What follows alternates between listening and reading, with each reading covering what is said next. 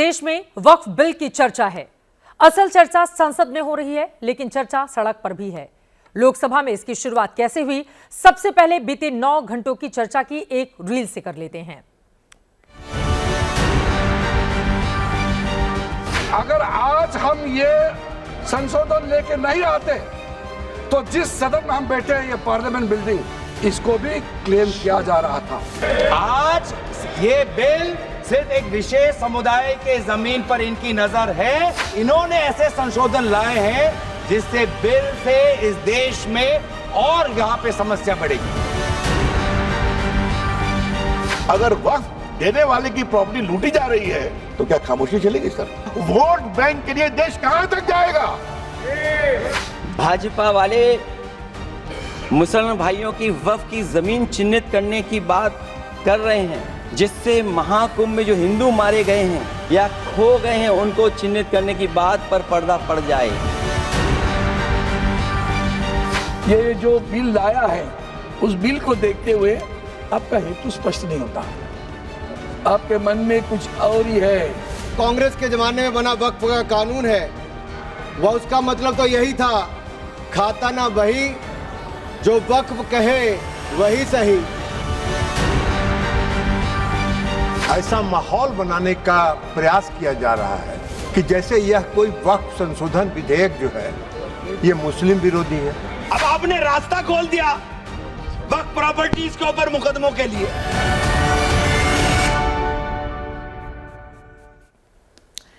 जबरदस्त चर्चा सुबह 12 बजे से ही लगातार हो रही है और जनहित में आज खबरों की शुरुआत आज की इसी सबसे बड़ी खबर, सबसे सनसनीखेज खबर से करने जा रहे हैं। सबसे बड़ी खबर यही है कि आपकी, हमारी और इस देश की संसद बच गई है। सरकार ने दावा किया है कि आपकी संसद अब पूरी तरह से सुरक्षित है। आपकी संसद पर अब कोई भी कब्जा नहीं कर पाएगा। कोई दावा नहीं कर सकेगा कि यह देश की नहीं बल्कि उसकी पर्सनल प्रॉपर्टी है। आपके सांसदों को चुनकर यहां आने, बैठने और देश का काम करने से कोई भी अनंत काल तक नहीं रोक सकेगा। उन्हें यहां से कोई बेदखल नहीं कर पाएगा। कोई भी ताकत आपके प्रधानमंत्री, मंत्रियों और सांसदों को नोटिस नहीं दे सकती कि संसद को 1 महीने में खाली करो, अपने टेबल कुर्सी कहीं और जमाओ, क्योंकि आज संसदीय लोकतंत्र का ऐतिहासिक दिन है। वक्फ संशोधन बिल 2025 लोकसभा से पास होने के बिल्कुल करीब आ चुका है। चर्चा इस समय भी लगातार लोकसभा में जारी है। पहले चर्चा के लिए 8 घंटे का समय तय था, अब इसे रात 10 बजे तक के लिए बढ़ा दिया गया है। हम आगे बढ़े उसके पहले वक्फ बिल पर सरकार का तूफानी अंदाज देखिए। केंद्रीय गृह मंत्री अमित शाह का वो आक्रमण देखें जिन्होंने आज जमकर जबरदस्त तरीके से विपक्ष पर किया है। 1995 तक वक्फ की काउंसिल और वक्फ बोर्ड था ही नहीं, वो तो 95 से आया। और मान्यवर, ये जो भ्रम खड़ा किया जाता है कि ये एक मुस्लिम भाइयों के धार्मिक क्रियाकलापों के अंदर, उनके दान की हुई संपत्ति के अंदर दखल करने का है, ये बहुत बड़ी भ्रांति फैलाकर माइनॉरिटी को डराकर अपनी वोट बैंक खड़ी करने के लिए किया जा रहा है। मान्यवर, आपके माध्यम से, इस सदन के माध्यम से देश भर के मुसलमान भाइयों बहनों को कहना चाहता हूं, आपके वक्फ में एक भी नॉन मुस्लिम नहीं आएगा। ये एक्ट में ऐसा कोई प्रावधान नहीं। मगर जो वक्फ बोर्ड है और वक्फ परिषद है, उसका काम क्या है? वक्फ की संपत्तियां मान्यवर बेच खाने वाले लोगों को पकड़कर इसके बाहर निकालने का। वक्फ के नाम पर औने पौने दाम में संपत्तियों को 100 साल तक किराए पे देने वाले लोगों को पकड़ना है। वक्फ का जो पैसा होता है, इनकम जो घिरती जा रही है, जिसके माध्यम से माइनॉरिटी का विकास करना है, माइनॉरिटी को आगे बढ़ाना है, इस्लाम धर्म की सारी धार्मिक संस्थाओं को पुख्ता करना है। ये पैसा जो चोरी होता है ना, उसको पकड़ने का काम वक्फ बोर्ड, वक्फ परिषद कर रहे हैं। और मान्यवर, वो चाहते हैं कि इनके राज में जो मिलीभगत चली वो चलती रहे। ये नहीं चलेगी, ये नहीं चलेगी। सैकड़ों साल पहले किसी बादशाह ने दान किया, हमारी भाषा में कहो तो धर्मादा किया। अब इसकी संपत्ति को आप 12,000 रुपये में 5 सितारा होटल बनाने के लिए दे देते हो, ये उचित है क्या भाई? वो पैसा गरीब मुसलमान के कल्याण के लिए करिए, तलाकशुदा महिलाओं के कल्याण के लिए करिए, जो अनाथ बच्चे हैं उसके कल्याण के लिए करिए। मान्यवर, ये करने की जगह बेरोजगार मुसलमान युवाओं के लिए स्किलिंग का काम करिए। लाखों करोड़ों रुपए की भूमि मान्यवर और इनकम 126 करोड़ रुपया। अगर ये कानून का पहला पेज और तीसरी तक धाराएं भी पड़ी होती तो इसमें स्पष्ट लिखा है ये कानून का अमल जिस दिन पारित होने के बाद भारत सरकार नोटिफिकेशन बाहर निकालेगी उस दिन के बाद होगा। मतलब रिट्रोस्पेक्टिव इफेक्ट नहीं है, मगर मुस्लिम भाइयों को डराया जा रहा है कि रिट्रोस्पेक्टिव इफेक्ट से आएगा। मान्यवर, ये कह रहे कलेक्टर क्यों रखा है? मुझे एक बात बताओ भाई, जो बता सकते हैं, अगर किसी मंदिर के लिए जमीन खरीदनी है तो जमीन की मालिकी किसकी है वो हमारे देश में कौन तय करता है? सबको मालूम है, कलेक्टर करता है सर, रेवेन्यू ऑफिसर वही है।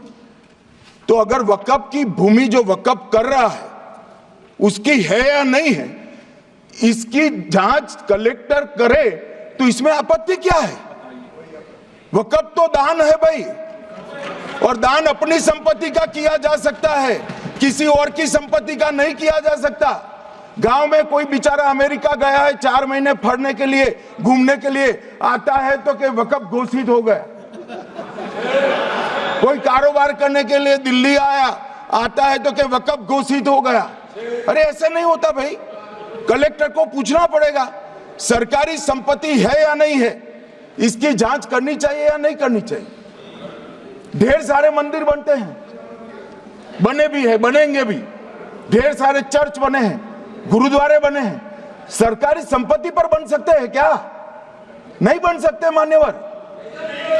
जहां वक्फ की घोषणा होती है वो भूमि सरकारी है या नहीं है वो सत्यापित करना ही चाहिए, और कलेक्टर के अलावे इसको कोई सत्यापित नहीं करता। मान्यवर, मुझे ये बताओ कि अभी अभी फैशन है संविधान लहराने की, ये संविधान के हिसाब से सरकार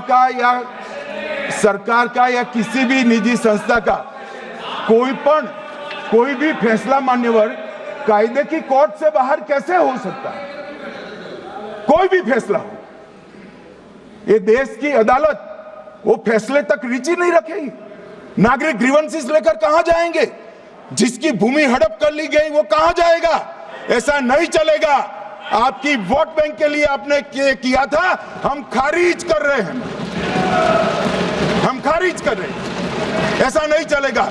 अदालत में जाइए, जिसको ग्रीवेंसेस है इधर और साइड से, और अदालत न्याय करेगी। न्याय के लिए तो अदालतें बनी हैं। और मान्यवर, यहां एक सदस्य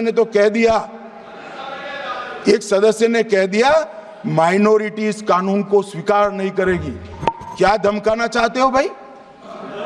संसद का कानून है, सबको स्वीकार करना पड़ेगा। स्वीकार नहीं करेंगे मतलब क्या है? कैसे बोल सकते हैं कोई हम कानून को स्वीकार नहीं करेंगे? ये कानून भारत सरकार का है, हर एक पर बंधन करता होगा और इसको स्वीकार करना पड़ेगा। तो गृह मंत्री अमित शाह ने अपने ही अंदाज में बता दिया है कि संसद से पास कानून को सभी को मानना ही पड़ेगा।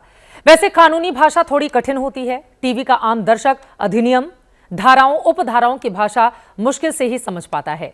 इसीलिए अगले 1 घंटे हम आपको बहुत सरल भाषा में बताएंगे कि इस नए वक्फ बिल में क्या है खास, और इसके जरिए देश ने अपनी संसद समेत कितनी प्रॉपर्टी सेव कर ली है। यह भी बताएंगे कि संसद कब, कैसे और किन लोगों के कर कमलों से वक्फ के कब्जे में जा रही थी। सबसे पहले 4 सवालों का वो मेन्यू देखिए जो इस वक्फ संशोधन बिल को लेकर देश के दिमाग में तैर रहे थे, जिन्हें लेकर अंदेशा पैदा किया जा रहा था। नंबर 1, क्या वक्फ बिल मुसलमानों के खिलाफ साजिश है? नंबर 2, क्या वक्फ बिल संविधान विरोधी और गैर कानूनी है? नंबर 3, क्या वक्फ बिल में सरकार की 100% मनमानी है? नंबर 4, क्या नए वक्फ बिल की वाकई देश को जरूरत थी? तो बने रहिए एबीपी न्यूज के साथ। जनहित में हमारा 1 घंटे का वक्फ विशेष सत्र आपकी सारी शंकाएं दूर करने वाला है, वक्फ पर फुल अपडेट देगा। और आइए अब दिखा देते हैं कि सरकार ने इस नए वक्फ बिल में कौन कौन सी प्रॉपर्टी को वक्फ के कब्जे में चले जाने से बचाने का दावा किया है। इस देश की सबसे बड़ी और सबसे प्राइम प्रॉपर्टी है देश की संसद, वही संसद जिसमें बैठकर आज वक्फ बिल पर यह बड़ा बदलाव किया जा रहा है। देश की नई और पुरानी संसद पर कभी कोई वक्फ बोर्ड दावा नहीं कर सकेगा। संसद कैसे वक्फ के कब्जे में जा सकती थी, अभी इसका चिट्ठा खोलेंगे। लेकिन इसके पहले दूसरी प्राइम प्रॉपर्टी भी देख लें आप, दिल्ली का एयरपोर्ट। प्रधानमंत्री दुनिया में कहीं भी जाएं, वक्फ बोर्ड उनका टेक ऑफ नहीं रोक सकेगा। ट्रंप, पुतिन, मैक्रो, ये सब लोग जब भी दिल्ली आएंगे तो यह नहीं हो सकता कि वक्फ बोर्ड अपना एयरपोर्ट बताकर उनकी लैंडिंग रोक दे। तीसरी प्राइम प्रॉपर्टी, दिल्ली का दिल कनॉट प्लेस यानी राजीव चौक। कनॉट प्लेस की जमीन का भी एक पट्टा वक्फ बोर्ड के नाम हो गया था, लेकिन अब इसे भी कोई खाली नहीं करा सकता। यहां की दुकानों को, यहां की रौनक को अब कोई भी वक्फ बोर्ड मिटा नहीं सकता। चौथी प्रॉपर्टी, दिल्ली का इरविन अस्पताल, जो अब एलएनजेपी नाम से जाना जाता है। देश भर से लोग यहां पर इलाज के लिए आते हैं। हजारों मरीज एक टाइम में भर्ती रहते हैं। वक्फ बोर्ड अब इनसे भी नहीं कह सकता कि इस जगह को खाली कर दें। और पांचवी प्रॉपर्टी देखिए, यह भी देश की प्रॉपर्टी है, दिल्ली का मौलाना आजाद मेडिकल कॉलेज। देश का मशहूर कॉलेज है, यहां से पढ़कर निकलने वाले डॉक्टरों की एक रेपुटेशन है। 4 बड़े अस्पताल इससे अटैच हैं। इसके अंदर मस्जिद भी है, लेकिन वक्फ बोर्ड अब इस पर भी अपना दावा नहीं कर सकता। और यह तो सिर्फ उन 123 प्रॉपर्टी की लिस्ट में से 5 सैंपल हैं जिन पर दिल्ली वक्फ बोर्ड का वर्षों से दावा था।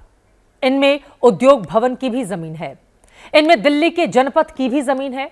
लुटियन जोन की कई जमीनें इस रेंज में हैं, जहां सरकार के कई बड़े बड़े दफ्तर हैं और मंत्रियों के बड़े बड़े बंगले भी। देश भर में जितने भी वक्फ बोर्ड हैं, उनके पास इस तरह की 8,72,000 प्रॉपर्टी हैं। यहां फिर बता दें कि दुनिया में किसी भी ट्रस्ट के पास इतनी प्रॉपर्टी नहीं है जितनी भारत में इन वक्फ बोर्ड के पास है। 3,804 वर्ग किलोमीटर एरिया है इसका। लौटकर देश की अब सबसे प्राइम प्रॉपर्टी यानी कि देश की संसद की बात कर लेते हैं। आपको बताते हैं कि उम्मीदों का एक्ट पेश करते हुए सरकार ने आज क्यों कहा कि वो देश के संसद भवन की भी रक्षा कर रही है। लोकसभा में नया वक्फ बिल पेश करते हुए अल्पसंख्यक मामलों के मंत्री किरण रिजिजू ने आरोप लगाया कि 2014 में चुनावी घोषणा के दिन चंद घंटे पहले कांग्रेस सरकार ने वक्फ बोर्ड के आगे सरेंडर कर दिया था। दिल्ली की ऐसी 123 प्रॉपर्टी वक्फ बोर्ड के लिए छोड़ दी गई थी, जिन पर केंद्र और दिल्ली सरकार के बड़े बड़े दफ्तर चल रहे थे। आज हम ये संशोधन लेके नहीं आते तो जिस सदन में हम बैठे हैं, ये पार्लियामेंट बिल्डिंग, इसको भी क्लेम किया जा रहा था। 5 मार्च 2014 को उस समय के यूपीए सरकार ने 123 प्राइम प्रॉपर्टीज को, जो housing and urban development ministry के तहत आता है, उसको आपने दिल्ली वक्फ बोर्ड को ट्रांसफर कर दिया। क्या जरूरत था? कुछ दिन बाकी था चुनाव होने के लिए, आप इंतजार तो करते। आपने सोचा ये करके वोट मिलेंगे, लेकिन आप तो चुनाव तो हार गए, तो फायदा क्या हुआ? ऐसा काम करने से वोट नहीं मिलता है। और अब आपको उन दस्तावेजों में लेकर चलते हैं जो बहुत हद तक आरोप की पुष्टि करते हैं कि कैसे सब कुछ दिल्ली वक्फ बोर्ड के लिए छोड़ दिया गया था। दिल्ली की 123 संपत्तियों का विवाद अंग्रेजों के जमाने का 1911 से 1915 के बीच का है। 1970 से 1977 के बीच दिल्ली वक्फ बोर्ड ने इन्हें वक्फ की संपत्ति घोषित कर दिया था। वक्फ बोर्ड के फैसले को चुनौती देने के लिए अदालत में कई सिविल मुकदमे दर्ज किए गए। 27 मार्च 1984 को सरकार ने 123 संपत्ति वक्फ बोर्ड को ट्रांसफर करने का आदेश दे दिया। दिल्ली हाईकोर्ट ने फैसला दिया कि 123 संपत्ति सरकार के पास रहे, सरकार ही इनकी देखरेख करे। 5 मार्च 2014 को केंद्र ने 123 संपत्तियों को दूसरी बार दिल्ली वक्फ बोर्ड के लिए छोड़ी थी। 5 मार्च 2014 को लोकसभा चुनाव की अधिसूचना से चंद घंटे पहले, जब यूपीए की सरकार थी, यह फैसला लिया गया। दिल्ली हाईकोर्ट ने फिर दखल दिया, कहा 123 प्रॉपर्टी केंद्र सरकार ही रखे, यथास्थिति बनी रहे। 2014 में केंद्र में मोदी सरकार बन गई। इसी के साथ यह मामला ठंडे बस्ते में चला गया। बीजेपी की सरकार होने से वक्फ बोर्ड ने भी मामले को ज्यादा तूल नहीं दिया। 123 प्रॉपर्टी पर हक जताने के लिए नहीं आया। दिसंबर 2023 में वक्फ के दावे वाली 123 संपत्तियों का मामला राज्यसभा में उठा। बीजेपी सांसद हरनाथ सिंह ने इस मुद्दे को उठाया। इस पर केंद्रीय शहरी विकास मंत्री हरदीप सिंह पुरी की ओर से जवाब दिया गया। 2021 में दिल्ली की 123 प्रॉपर्टी के मामले में केंद्र ने 2 सदस्यों की जांच कमेटी बना दी थी, लेकिन दिल्ली वक्फ बोर्ड ना कमेटी में हाजिर हुआ, न 123 संपत्ति पर कोई भी आपत्ति दर्ज कराई। आज इसी को लेकर सरकार की ओर से वक्फ बिल का विरोध कर रही कांग्रेस पर जवाबी हमला किया गया। किरण रिजिजू के बाद गृह मंत्री अमित शाह ने भी सवाल उठाए, क्या मुस्लिम तुष्टीकरण के लिए, मुस्लिम वोटों के लिए 2014 में चुनावी अधिसूचना से ठीक पहले दिल्ली की 123 संपत्तियां कांग्रेस ने वक्फ बोर्ड के आगे सरेंडर कर दी थीं। 14 में चुनाव आने वाला था, 13 में रातों रात तुष्टीकरण करने के लिए वक्फ कानून को एक्सट्रीम बना दिया गया। और मान्यवर, इसके कारण क्या हुआ? इसके कारण दिल्ली लुटियन की 123 वीवीआईपी संपत्ति कांग्रेस सरकार ने जब चुनाव मुहाने पर थे, 25 दिन दूर था, वक्फ को देने का काम कर दिया। दिल्ली वक्फ बोर्ड ने उत्तरी रेलवे की भूमि वक्फ के नाम घोषित कर दी। भाई, ये पैसा जो है देश के गरीब मुसलमान का है, ये धन्ना सोटों की चोरी के लिए नहीं। 2013 में जिसकी भूमि हड़पी, इसके ग्रीवेंसेस को भी कोर्ट के फोरम से बाहर करने का पाप एक कांग्रेस पार्टी ने किया। गृह मंत्री को आपने सुन लिया। सीधे लोकसभा का रुख करेंगे, जहां पर हंगामा हो रहा है और पूर्णिया के निर्दलीय सांसद पप्पू यादव इस समय बोल रहे हैं। शाहनवाज को बचा पाए। आप किसी एक मुसलमान को आप टिकट देते हैं बिहार में? आप बताइए ना। माननीय सदस्य श्याम कुमार बर्वे जी, अध्यक्ष महोदय, माननीय सदस्य श्याम कुमार बर्वे जी, अध्यक्ष महोदय 2 मिनट आप समाप्त कर दीजिए। 30 सेकंड में समाप्त कीजिए। सर, 30 सेकंड में समाप्त कर दीजिए। सर, मैं 2 मिनट मैं आग्रह करना चाहता हूं। अध्यक्ष महोदय जी, एक उम्मीद थी, मोदी है तो मुमकिन है। मैं आपसे, अध्यक्ष महोदय, मोदी है तो मुमकिन है। सर क्या हुआ? सर क्या हुआ? मैं मोदी है तो मुमकिन है। सर क्या हुआ? सर काला धन का क्या हुआ? जाली नोट का? सर आपने क्यों लाया नोटबंदी? सर मैं आपको कहना चाहता हूं, हमको 2 मिनट समय दीजिए। नोटबंदी इसलिए लाए, आपको लग रहा था कि मुसलमान पैसा जमा नहीं करता है और ये सूद नहीं खाता है, इसलिए नोटबंदी लाओ और मुसलमान का पैसा खत्म करो। खुदकी की बात की है। मैं चाहता हूं इनकी निंदा की जाए, इनके खिलाफ कार्रवाई हो।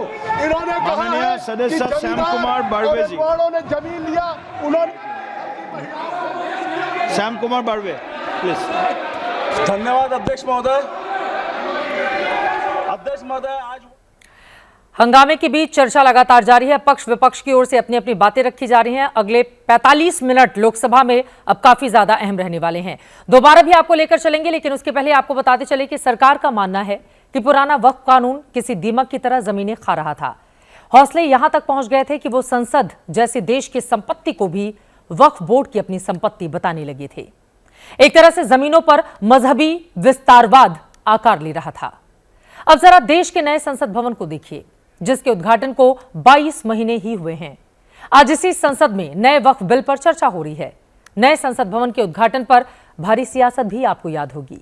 यह कहकर इसका विरोध किया गया था कि इसकी जरूरत ही क्या थी। और अक्टूबर 2024 में जब वक्फ बिल पर सियासत गर्म हुई थी, तो पूरे देश को वो बयान याद है जब AIUDF के बदरुद्दीन अजमल ने इस नए संसद भवन को भी वक्फ की प्रॉपर्टी करार दिया था। यह दावा किया था कि सरकार ने वक्फ की जमीन हड़प कर उस पर नया संसद भवन खड़ा कर दिया है। यहाँ तक के हमने 15 साल 16 साल में रहा हूँ, हर तरफ एक ही आवाज था कि पार्लियामेंट भी खुद, और आप लोग रिसर्च करेंगे मिलेगा, वक्फ की प्रॉपर्टी का लिस्ट आज पूरी दुनिया में आ चुका है। उसमें पार्लियामेंट है, वो खुद भी पूरा का पूरा इलाका, वसंत विहार का पूरा इलाका, एयरपोर्ट तक यहाँ तक के बहुत से लोग कहते हैं कि एयरपोर्ट भी यही वक्फ के प्रॉपर्टी के ऊपर बनाया गया।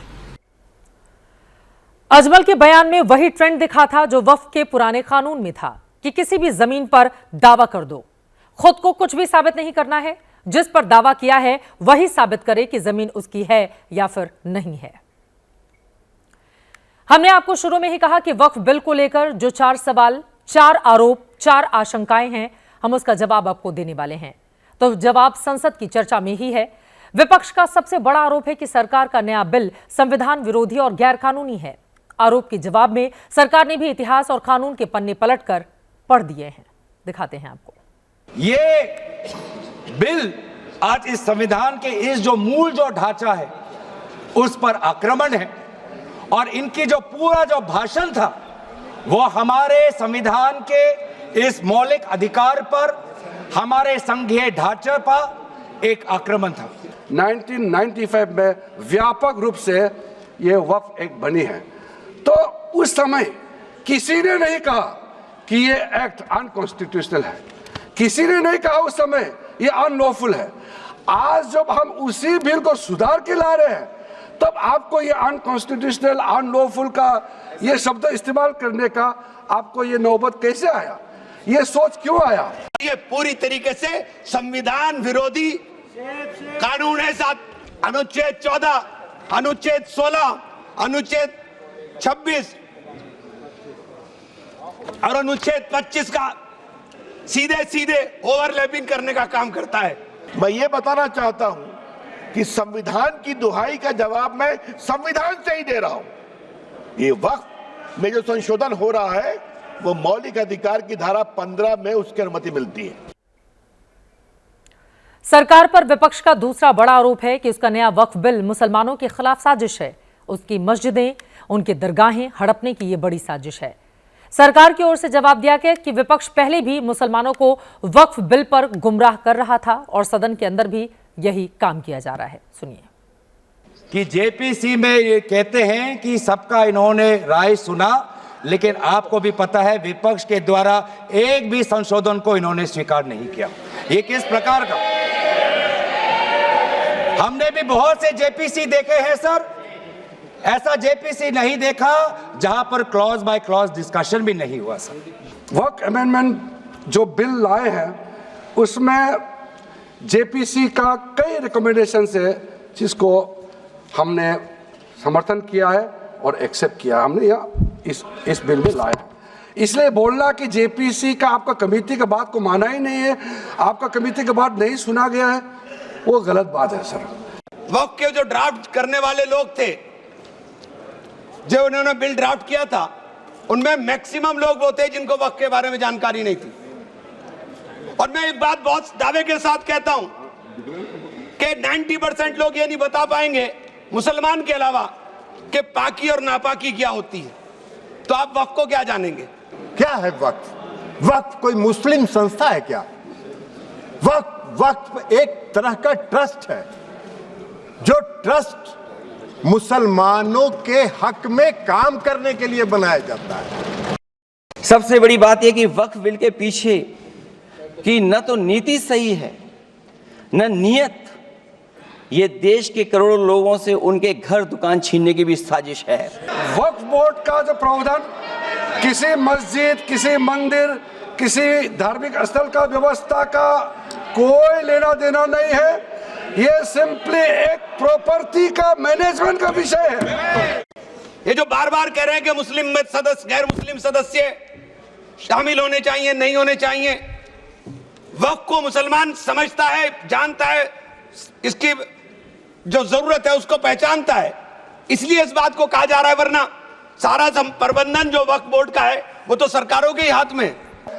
आपका पुराना प्रावधान को हटा करके अब हमने कहा है कि वक्फ बोर्ड में शिया भी रहेंगे, सुन्नी भी रहेंगे, बोहरास भी रहेंगे, आगा खानिस भी रहेंगे, मुसलमानों में जो बैकवर्ड है, पिछड़े लोग हैं वो भी रहेंगे, और साथ साथ में महिला भी रहेंगे। क्लॉज 33 में जो रेवेन्यू आना चाहिए वो रेवेन्यू उन्होंने घटा दिया। पहले 7% का एक रेवेन्यू फॉर वक्फ बोर्ड आता था, आज इन्होंने 5% कर दिया, गिरा दिया।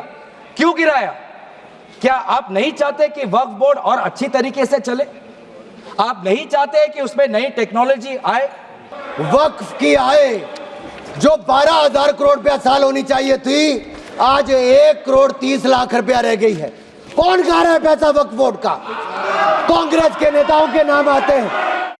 उत्तर प्रदेश में 11,400 हेक्टेयर लैंड वक्फ की, 14,000 हेक्टेयर में से 14,500 में से 11,500 हेक्टेयर लैंड को सरकारी घोषित कर दिया गया है। 78% लैंड को सरकारी बता दिया गया है। और सरकारी लैंड कौन सी है? उसमें इमामबाड़ा है, उसमें प्राचीन मस्जिदें हैं। वैसे लोग जो अपने वोट के लिए धार्मिक मामलों का इस्तेमाल करते हैं, वो इसके विरोध में है और वो इसके विरोध में माहौल खड़ा कर रहे हैं। और दूसरे वैसे लोग हैं जिनका इस पर वक्त पर कब्जा था, वो अपने कब्जे को चंगुल से जाते हुए देखकर आज इसके विरोध में खड़ा है। सत्ता पक्ष और विपक्ष के तमाम आरोप आपने सुन लिए। महत्वपूर्ण वो बयान हम आपके लिए लेकर आए थे जिन पर आज दिन भर चर्चा हुई है। वैसे वक्फ बोर्ड के पास रेलवे और सेना के बाद देश में सबसे ज्यादा जमीनें हैं, ये बात आपको पता ही है। लेकिन इतनी संपत्ति के बावजूद वक्फ की कमाई ना के बराबर है। वजह बताई जाती रही है कि वक्फ बोर्ड में बरसों से जारी भ्रष्टाचार, मनमानी और संपत्तियों पर कब्जा। मुस्लिम नेताओं पर खुद वक्फ संपत्तियों पर कब्जे और मिसमैनेजमेंट के आरोप लगते रहते हैं। इन चेहरों को देखिए, जेल में बंद पूर्व सांसद और समाजवादी पार्टी नेता आजम खान, दिल्ली से आम आदमी पार्टी के विधायक और पूर्व मंत्री अमानतुल्लाह खान, और पूर्व एसपी सांसद और गैंगस्टर अतीक अहमद जो अब इस दुनिया में नहीं है। मुसलमानों के नुमाइंदों के तौर पर पहचाने जाने वाले इन तीनों नेताओं पर वक्फ प्रॉपर्टी पर कब्जा, वक्फ बोर्ड के कामकाज में गड़बड़ी और घोटाले के आरोप लग चुके हैं। आजम खान पर यूपी सरकार में मंत्री रहते हुए रामपुर में वक्फ संपत्तियां हड़पने और करीबियों को सौंपने के आरोप लग चुके हैं। रामपुर के यतीम खाने पर अवैध कब्जे समेत ऐसे कई मामलों में आजम खान आरोपी हैं। इसी तरह आम आदमी पार्टी के नेता अमानतुल्लाह खान पर भी दिल्ली वक्फ बोर्ड भर्तियों में गड़बड़ी के आरोप लगे, जेल भी जा चुके हैं। अमानतुल्लाह खान जब दिल्ली वक्फ बोर्ड के अध्यक्ष थे तो उन पर वक्फ संपत्तियों को अवैध रूप से लीज पर देने और वक्फ फंड के गलत इस्तेमाल के आरोप लगे। पूर्व एसपी सांसद और माफिया अतीक अहमद पर तो वक्फ की जमीनों पर जबरन कब्जा करने के 1-2 नहीं बल्कि कई मामले हैं। यूपी के प्रयागराज में अतीक और उसके गिरोह ने वक्फ की संपत्तियों को बड़े पैमाने पर अपना निशाना बनाया था। लोकसभा में वक्फ संशोधन बिल पर चर्चा के दौरान बीजेपी सांसद ऐसे ही मामलों का हवाला देते हुए समाजवादी पार्टी पर हमला बोल दिया, तो जेडीयू सांसद और केंद्रीय मंत्री ललन सिंह ने भी आरोप लगा दिया कि वक्फ की जमीनों पर कब्जा करने वाले ही कानून में संशोधन से सबसे ज्यादा बौखलाए हुए हैं। उत्तर प्रदेश में लाल टोपी वालों की सरकार में, सर, ये लाल टोपी के काले कारनामे उत्तर प्रदेश में देखे हैं। इनके उस समय के मंत्री ने सैकड़ों एकड़ जमीन खा गए वहां पे बैठ के आप लोग। सर यही नहीं, काले कारनामे इनके और भी हैं सर।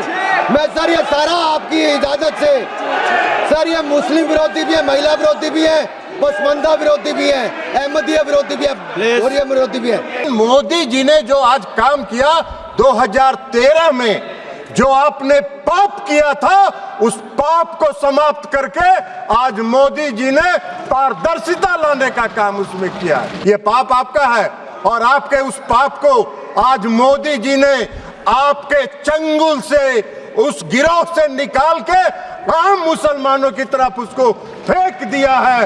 एक वैसे लोग जो अपने वोट के लिए धार्मिक मामलों का इस्तेमाल करते हैं, वो इसके विरोध में है। जिनका इस पर वक्त पर कब्जा था, वो अपने कब्जे को चंगुल से जाते हुए देखकर आज इसके विरोध में खड़ा है।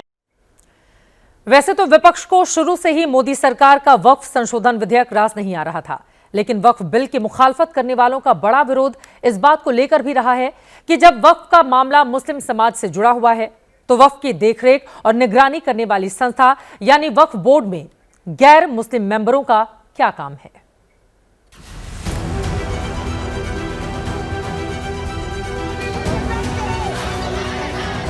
वक्फ का मुद्दा मजहबी है, वो भी मुसलमानों से जुड़ा हुआ।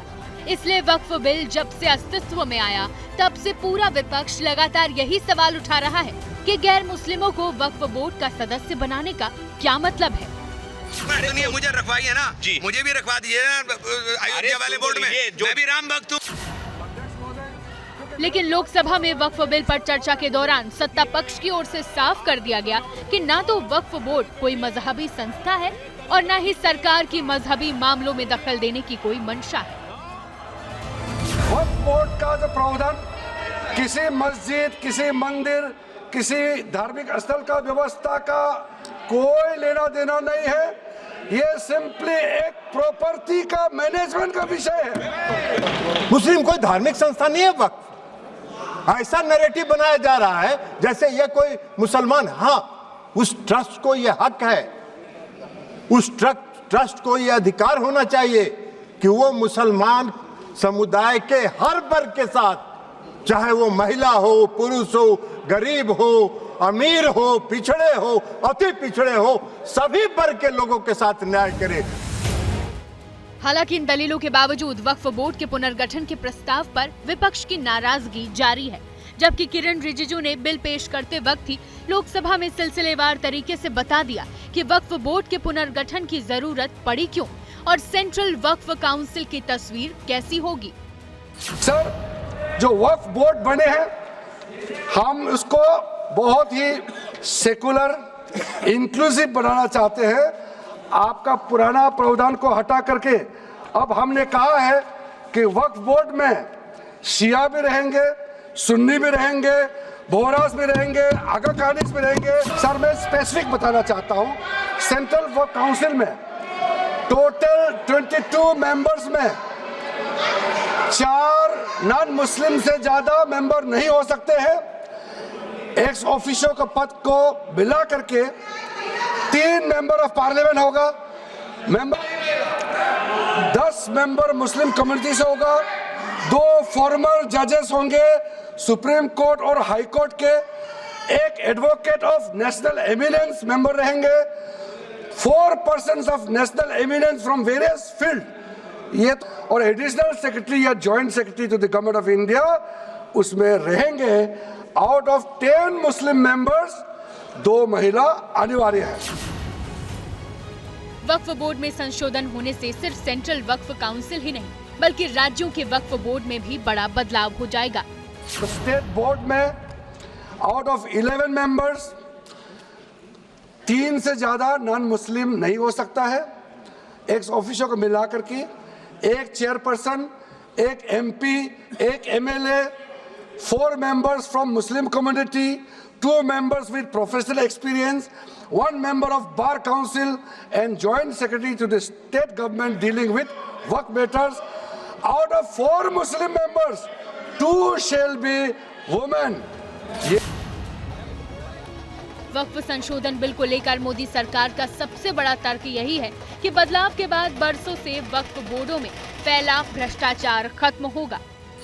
इससे वक्फ प्रॉपर्टी मैनेजमेंट में पारदर्शिता आएगी। वक्फ की गई प्रॉपर्टी का रजिस्ट्रेशन करवाना जरूरी होगा। सेंट्रलाइज्ड पोर्टल में वक्फ संपत्तियों का मैनेजमेंट होगा। औकाफ लिस्ट 90 दिन में पोर्टल पर अपडेट करनी होगी। प्रॉपर्टी वक्फ की या नहीं राज्य के अधिकारी तय करेंगे। वक्फ ऑडिट में केंद्र अपने अधिकारी भी शामिल कर पाएगा। मुतवल्लियों को 6 महीने में संपत्ति का ब्यौरा देना होगा। इसके अलावा विवाद होने पर 90 दिनों में कोर्ट में अपील की जा सकेगी। वक्फ ट्रिब्यूनल में विवाद निपटारे में तेजी लाई जाएगी। एक तरफ जहां वक्फ पर विपक्ष का विरोध बरकरार है, वहीं मुस्लिम समाज के अंदर से ही कानून में बदलाव का स्वागत किया जा रहा है। वक्फ बिल पर आज जब लोकसभा में चर्चा हो रही है, तब आरजेडी के अध्यक्ष लालू प्रसाद यादव का एक पुराना बयान जबरदस्त तरीके से वायरल है। लालू यादव की तबीयत आज ठीक नहीं है। उन्हें डॉक्टरों ने पटना से दिल्ली रेफर किया है, लेकिन एयरपोर्ट जाने के दौरान तबीयत उनकी ज्यादा खराब हो गई, लिहाजा उन्हें दिल्ली लाने की जगह पटना में ही चेकअप के लिए भर्ती कराया गया है। अब उन्हें बाद में दिल्ली लाया जाएगा। उम्मीद यही कि लालू प्रसाद यादव जल्द से जल्द ठीक हो जाएं, लेकिन आपको बताते चले कि वक्फ बिल पर चर्चा के दौरान शाम 4 बजे जब जेडीयू के ललन सिंह बोल रहे थे, तब उन्होंने लालू यादव के वायरल बयान का जिक्र किया। अनुराग ठाकुर ने भी संसद में लालू के बयान को उछाला और आपको बताते चले, गृह मंत्री अमित शाह की ओर से भी लालू प्रसाद यादव के पुराने बयान का जिक्र किया है, लेकिन नेताओं ने कैसे लालू प्रसाद के बयान के जरिए संसद में आज लालू यादव छाए रहे हैं, जरा सुन लेते हैं। अभी सेकुलरिज्म के इनके सहयोगी हैं, जिनके आजकल वेणुगोपाल जी जिस पार्टी जो है जिसकी पिछलग्गू बनी हुई है, आज उनका भी वायरल हो रहा है। इसी लोकसभा में उनका दिया हुआ भाषण वायरल हो रहा है, जिन्होंने कहा है कि पूरे डाक बंगला चौक को पटना के वक्फ वालों ने कब्जा करके रख लिया है, सख्त कानून बनना चाहिए और उन लोगों को विदा करना चाहिए। सर, लालू प्रसाद यादव जी जो सदन के सदस्य नहीं लेकिन आपकी सरकार में मंत्री थे, तब उन्होंने कहा था पटना की डाक बंगले की जमीन भी वक्फ बोर्ड खा गया, सरकारी गैर सरकारी जमीनें वक्फ बोर्ड खा गया। ये किसी और ने नहीं, लालू प्रसाद यादव जी ने कहा था। आप उस पर क्या कहना चाहते हो? वक्फ पर आज आरजेडी का स्टैंड सरकार के खिलाफ है, लेकिन लालू यादव की जिस बयान की गूंज संसद में आज सुनाई दी है, उस बयान में आखिर उन्होंने ऐसा क्या कहा था जिसको लेकर सत्ता पक्ष विपक्ष को आईना दिखा रहा है। अब वो देखिए, कानून बनाना चाहिए बहुत कड़ा। सारी जमीनें हड़प ली गई है, चाहे सरकारी हो या गैर, उसमें जो काम करने वाले लोग हैं सब बेच दिया है। प्राइम लैंड, ऐसा नहीं है कि कोई खेती वाली जमीन है।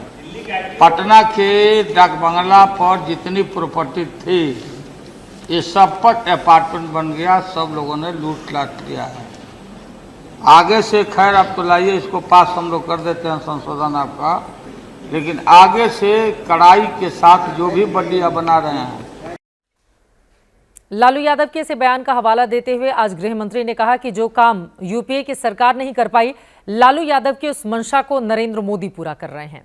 7 मई 2010 को लालू यादव ने संसद में यह बयान दिया था। तब केंद्र में यूपीए की सरकार थी, लालू यादव यूपीए के साथ थे। बावजूद इसके उन्होंने वक्फ की हड़प नीति की जबरदस्त तरीके से निंदा की थी। भरी संसद में वक्फ को लेकर कड़े कानून की वकालत की थी। लेकिन आज उन्हीं की पार्टी जब विपक्ष में है तो वक्फ संशोधन बिल का विरोध कर रही है। सोशल मीडिया पर बीजेपी और एनडीए के नेता सुबह से ही लालू यादव के बयान को पोस्ट कर रहे हैं।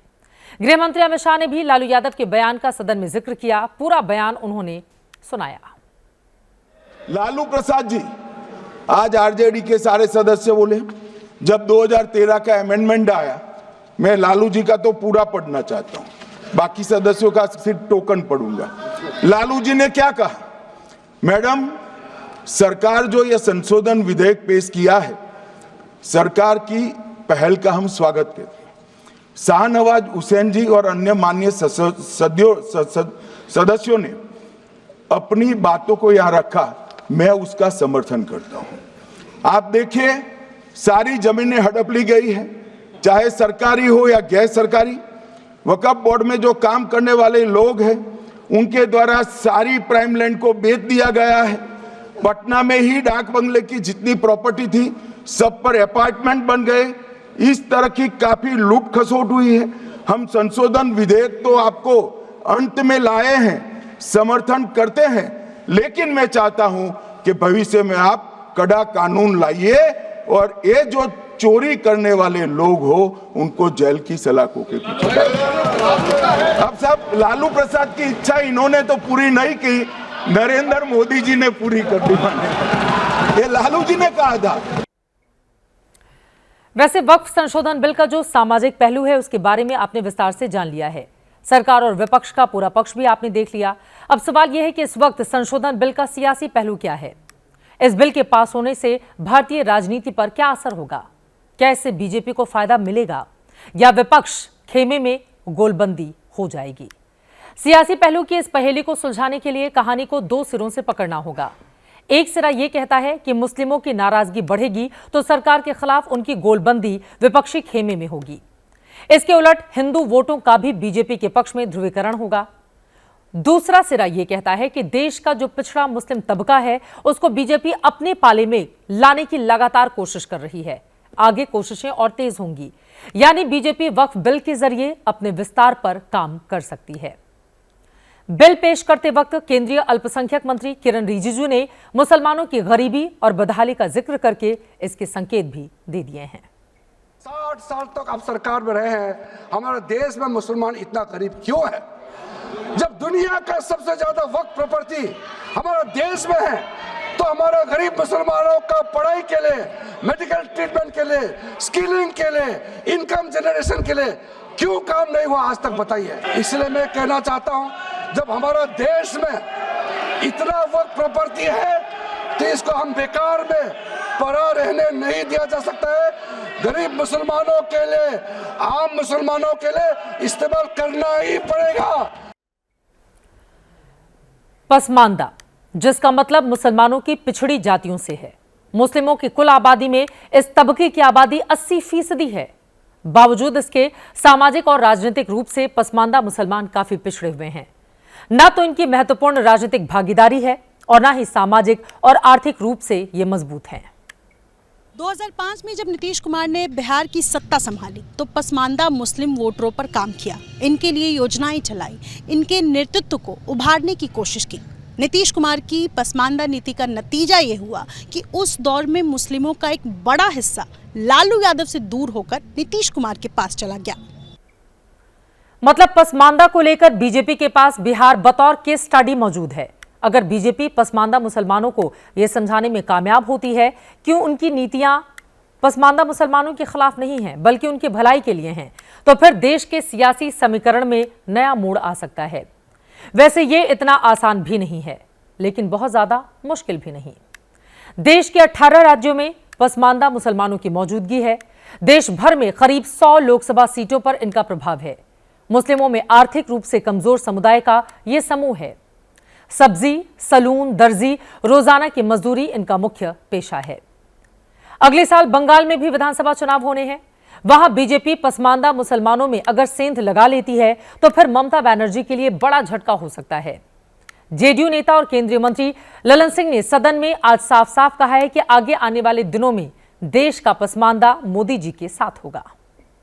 वक्फ संशोधन बिल के माध्यम से मुसलमानों के, पसमानदा समाज के मुसलमानों के लिए, जो पिछड़े वर्ग के मुसलमान हैं, जो गरीब तबके के मुसलमान हैं, जो मुसलमान में भी सबसे निम्न वर्ग के मुसलमान हैं, उनको भी आज न्याय देने का काम हो रहा है। तो आपको चिल्पों बम मचा रहे हैं, आप हल्ला कर रहे हैं, आप नैरेटिव सेट कर रहे हैं, जैसे लगता है कि इस देश में कोई तूफान आने वाला है। अरे तूफान नहीं आने वाला है। इस देश के पसमानदा समाज के मुसलमान कल नरेंद्र मोदी के साथ खड़े होंगे कि इनके शासनकाल में हमको न्याय मिला।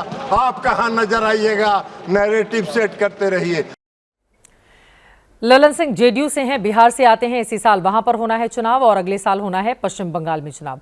वैसे आपको ये भी बताते चले, जुलाई 2022 में पीएम मोदी ने हैदराबाद की बीजेपी कार्यकारिणी में अपने कार्यकर्ताओं से कहा था कि समाज के सबसे पिछड़े तबके तक अपनी पहुंच बनाएं।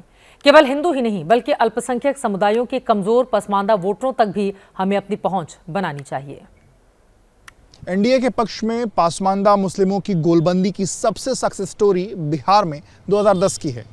उसके बाद 2022 में आजमगढ़ और रामपुर के उपचुनाव में जब बीजेपी जीती, उस वक्त भी ये बात सामने आई कि पसमानदा मुस्लिमों ने बीजेपी के पक्ष में वोट किया। अभी गुजरात में नगर पालिका के चुनाव हुए, उसमें भी 82 मुस्लिम उम्मीदवार बीजेपी से जीते हैं। शायद इसी वोट बैंक को ध्यान में रखकर अभी ईद के मौके पर देश भर में सौगाते मोदी किट भी बांटी गई है। मस्जिदों के सहयोग से 32 लाख लोगों तक मोदी की ईदी भेजी गई। चाहे मोदी मित्र बनाने की मुहिम हो या फिर मुस्लिमों के इलाके में स्नेह यात्रा चलाकर उन्हें साधने की कोशिश। बेहतर फीडबैक के बाद पिछले कुछ दिनों में इन कार्यक्रमों में और ज्यादा तेजी आई है। आज वक्फ बिल पेश होने के बाद देश के अलग अलग शहरों में मुस्लिम संगठनों से जुड़े लोगों ने बिल के समर्थन में भी जुलूस निकाले। रायपुर में तो नारे लगे हैं, ना दूरी है ना खाई है, मोदी हमारा भाई है। दूरी है ना खाई है, मोदी हमारा भाई है। ना दूरी है ना खाई है, मोदी हमारा भाई है। स्वागत है भाई, स्वागत है मोदी जी का, स्वागत है भाई, स्वागत है। ना दूरी है ना खाई है, मोदी हमारा भाई है। कहीं मोदी के समर्थन में नारे लगाए गए, कहीं पटाखे फोड़े गए, कहीं ढोल नगाड़ों की धुन पर मुस्लिम समाज के लोग नाचते गाते भी नजर आए। कुछ मुस्लिम संगठन और नेता भले ही बिल का विरोध कर रहे हों, लेकिन देश में मुस्लिमों का एक तबका ऐसा भी है जो कैमरे के सामने आकर वक्फ बिल की तारीफ कर रहा है, जश्न मना रहा है। ये तस्वीरें विपक्षी नेताओं को देखने की जरूरत है। वक्फ बिल पर चर्चा शुरू तो सुबह से ही हुई। एक सवाल था कि विपक्ष पूरी चर्चा में हिस्सा लेगा या फिर वॉकआउट कर जाएगा। भाषणों के दौरान छिटपुट हंगामा तो जरूर हुआ, लेकिन हमेशा जैसा भारी डिस्टर्बेंस आज नहीं दिखा। वक्फ पर चर्चा के दौरान संसद में शेरो शायरी भी हुई और हंसी मजाक के मौके भी आए। नहले पर दहला मारने वाला अंदाज दिखा, ज्यादा तलखियां भी नजर नहीं आई। किसी की बात कोई बदगुमान ना समझे, इस जमीन का दर्द कभी आसमान ना समझेगा। हमें उनसे वक्फ की उम्मीद कैसे कर सकते हैं जो नहीं जानते वक्फ क्या है। किसी की बात कोई। संसद में वक्फ पर आज शायरियों से भी वार पलटवार हुए। किरण रिजिजू ने अपने भाषण के शुरुआती 5 मिनट में ही एक शायरी पढ़ी। भाषण का अंत भी शायरी से ही किया। इसी लाइन के साथ मेरी हिम्मत को तो सराहो। देखिए मैं कितना हिम्मत के साथ बोल रहा हूं। मेरे हिम्मत को तो सराहो, मेरे हमराही बनो, मैंने एक शम्मा जलाई है हवाओं के खिलाफ। मंत्री की शायरी के जवाब में एक शायरी विपक्ष की ओर से भी आई। दामन पे कोई दाग न खंजर पे कोई धब्बा, तुम नष्ट करो हो या करामात करो। कुछ माननीय सदस्य आज बोलते बोलते विषय से भटक रहे थे। लोकसभा अध्यक्ष ने उन्हें टोका। इसलिए बात को इधर से उधर नहीं में ले जाना चाहता। अखिलेश जी जरा वक्त पे भी आ जाओ। बहुत जरूरी हो जाता है कि देश के अहम मुद्दों पर गंभीर चर्चा हो और गंभीरता के बीच में शेरो शायरी या हल्के फुल्के अंदाज में नेता अपनी बात कहें। लेकिन वॉकआउट जब हो जाता है तो चर्चा अधूरी रह जाती है। इसलिए कम से कम आज का दिन इस मायने में काफी ज्यादा बेहतर रहा। बड़े कवरेज इस खबर को लेकर लगातार जारी है। संसद में अभी भी चर्चा चल रही है। आजकल संविधान की चर्चा होती है तो विपक्ष अक्सर उस लाल कॉपी को कैमरे के सामने लेकर आ जाता है। आज संसद में भी यही देखने को मिला। कांग्रेस के 2 सांसदों ने संविधान की कॉपी साथ रखकर सरकार को घेरने की कोशिश की, तो जवाब में बीजेपी सांसद रविशंकर प्रसाद भी संविधान की कॉपी के साथ संसद पहुंचे थे। भारत में हर व्यक्ति को सामाजिक आर्थिक। विपक्ष वक्त वक्त पर यह कहता रहता है कि मोदी सरकार नीतीश कुमार और चंद्रबाबू नायडू की बैसाखी पर टिकी हुई है, लेकिन आज ये बात विपक्ष को समझ आ गई होगी कि ये बैसाखी इतनी मजबूत है कि इसका जोड़ ना तो किसी के बहकाने से टूटेगा और ना ही सियासी आग लगाने से इस रिश्ते पर कोई आंच आएगी। जेडीयू हो या फिर टीडीपी, एनडीए में शामिल सभी पार्टियों ने न सिर्फ वक्फ संशोधन बिल को जरूरी बताया, बल्कि विपक्ष पर गलत नैरेटिव सेट करने के आरोप भी लगा दिए। ये शब्द इस्तेमाल करने का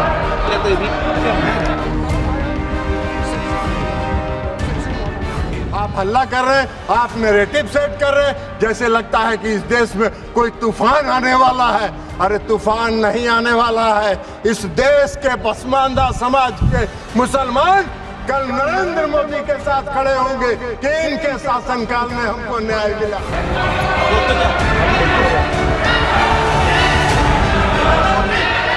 We support the Waqf Amendment Bill 2025.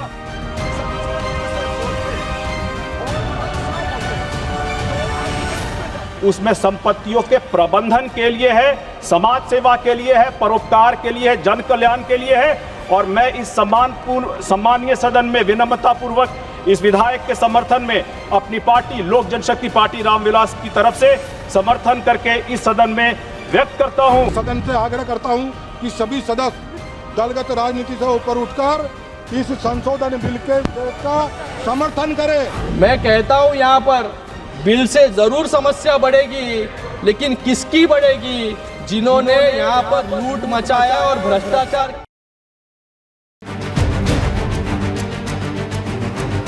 एक एक कर बीजेपी के सभी सहयोगी दल वक्फ संशोधन बिल पर मोदी सरकार की नीति को शानदार बताते गए और नियत को ईमानदार बताते गए, और विपक्ष में बैठी कांग्रेस सिर्फ सुनती रही।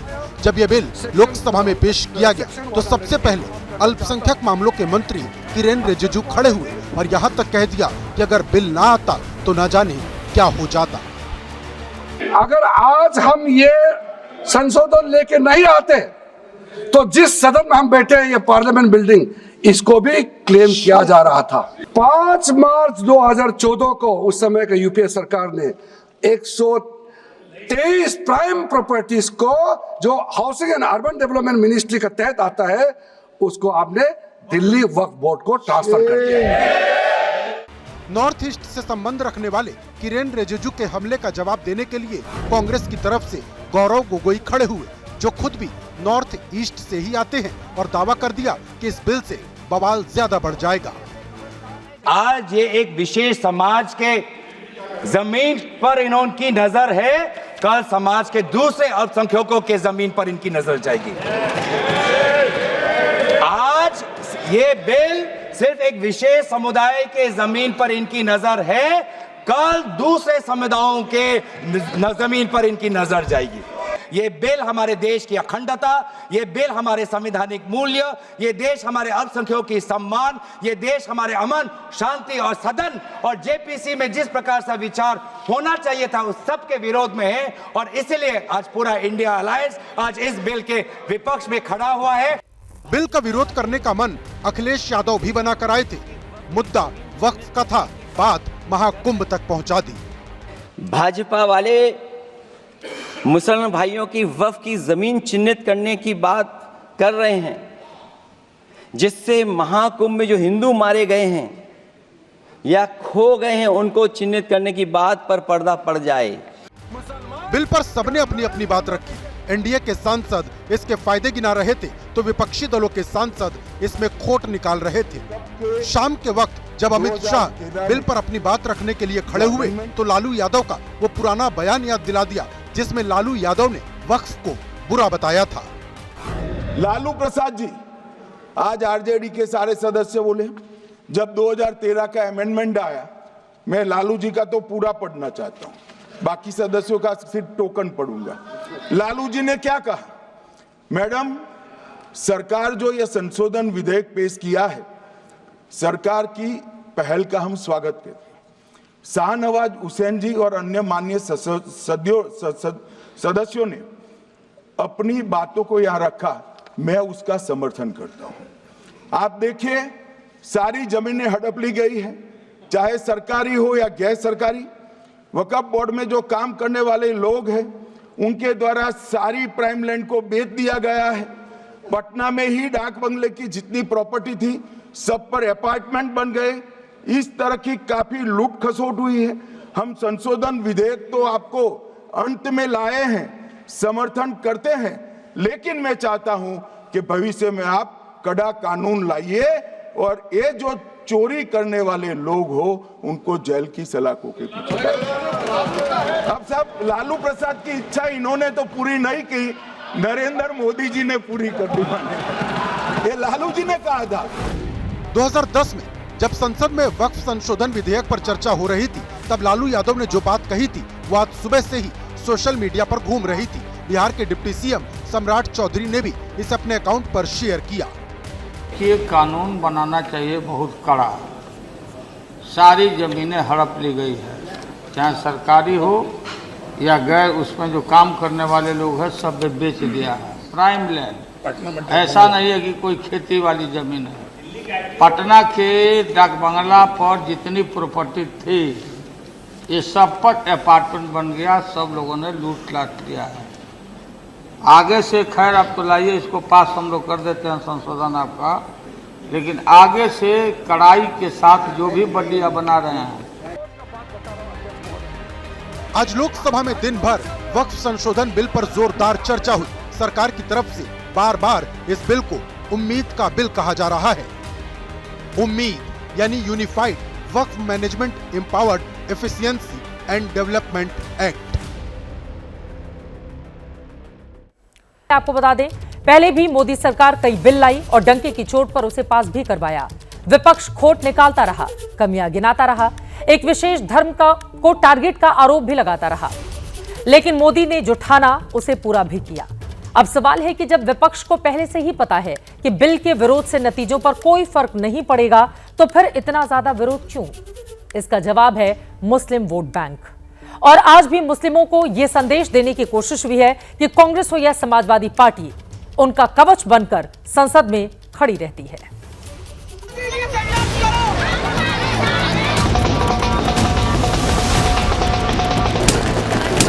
भारतीय जनता पार्टी अपनी नाकामी छिपाने के लिए बार बार इसी तरह के बिल लाती है।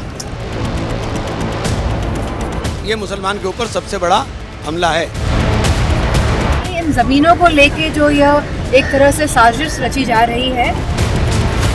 लोकसभा में वक्फ पर बिल आया तो विरोध की आवाज और भड़क गई। मेजॉरिटी में जो चाहो कर लो आप, लेकिन ऐसा है ना कि हमारा दिल दुखेगा। जो नकली मुसलमान है वो वक्फ अमेंडमेंट के साथ है, और ये रहती दुनिया तक ये जमीन अल्लाह के नाम पर है, इसको चेंज नहीं की सकती। भारत सरकार जो बैठी है वो मुसलमानों को तंग कर रही है, बर्बाद कर रही है, तो क्या करें हम लोग? छोड़ दें मुल्क को, यहाँ से सबको जहर दे दो, मार दो सबको, ये करेंगे क्या आप लोग? मामला मुस्लिम समाज से जुड़ा है, ऐसे में वोट बैंक की गोलबंदी में भी कोई कसर नहीं छोड़ी गई। ये कांग्रेस के सांसद इमरान प्रताप गढ़ी हैं। काले कपड़े पहनकर संसद पहुंचे थे, माथे पर काले रंग का बैंड बांधा था और लिखा था रिजेक्ट वक्फ bill.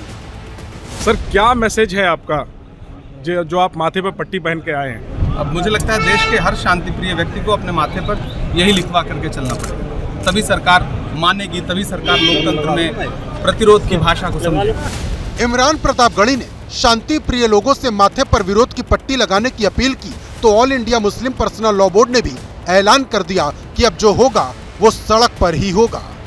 All India Muslim personal law board ने देश के सभी लोगों से अपील की है कि वो सड़क पर उतरकर लोकतांत्रिक तरीके से इसका विरोध करें, और ये विरोध तब तक किया जाए जब तक इसे वापस नहीं ले लिया जाता। यानी ये तो साफ कर दिया गया है कि इस मुद्दे पर बवाल आगे भी होगा, और उस बवाल में सियासत का घी डालने की भी पूरी तैयारी है। जिन लोगों के लिए ये बिल लाया जा रहा है उनकी बातों को तवज्जो न देना, अहमियत न देना, इससे बड़ी नाइंसाफी क्या हो सकती है। डॉक्टर राम मनोहर लोहिया ने कभी अपनी किताब हिंदू बनाम हिंदू में कहा था कि ये कई हजार सालों से ये झगड़ा चल रहा है, लड़ाई है कट्टरवादियों के बीच में, उदारवादियों के बीच में, वो भी आपको सब दिखाई दे रहा है सामने। संसदीय इतिहास का वो करिश्मा है मोदी जी के नेतृत्व में, जिसमें निडरता पूर्वक वोट बैंक की चिंता किए बगैर आज मुस्लिम बंधुओं को, जो खासतौर से गरीब मुस्लिम हैं, उनको उनका अधिकार दे रहे हैं। सबके अपने अपने तर्क हैं और सबके हिस्से की अपनी अपनी बात। जो जिस पार्टी का है उसी पार्टी की विचारधारा के साथ बोल रहा है। वक्फ के मुद्दे पर धर्म पीछे है और राजनीति आगे। आंदोलन जो चलता आ रहा है, all India Muslim personal law board ने भी इसको आंदोलन की शुरुआत की, MIM भी शुरुआत कर रही है, और MIM दिल्ली के अंदर इन आंदोलनों को पूरी तरीके से लीड करने के लिए तैयार है। ये जो कुछ लोग इसका जो विरोध कर रहे हैं वो केवल और केवल इसलिए कर रहे हैं कि क्योंकि वक्फ की संपत्तियों पे कुछ खास लोग काबिज है, और ये वक्फ अमेंडमेंट एक्ट आ जाएगा तो ये खास लोगों का जो कब्जा है वो कब्जा मुक्त होके आम गरीब मुसलमानों को उसका वेलफेयर मिलेगा।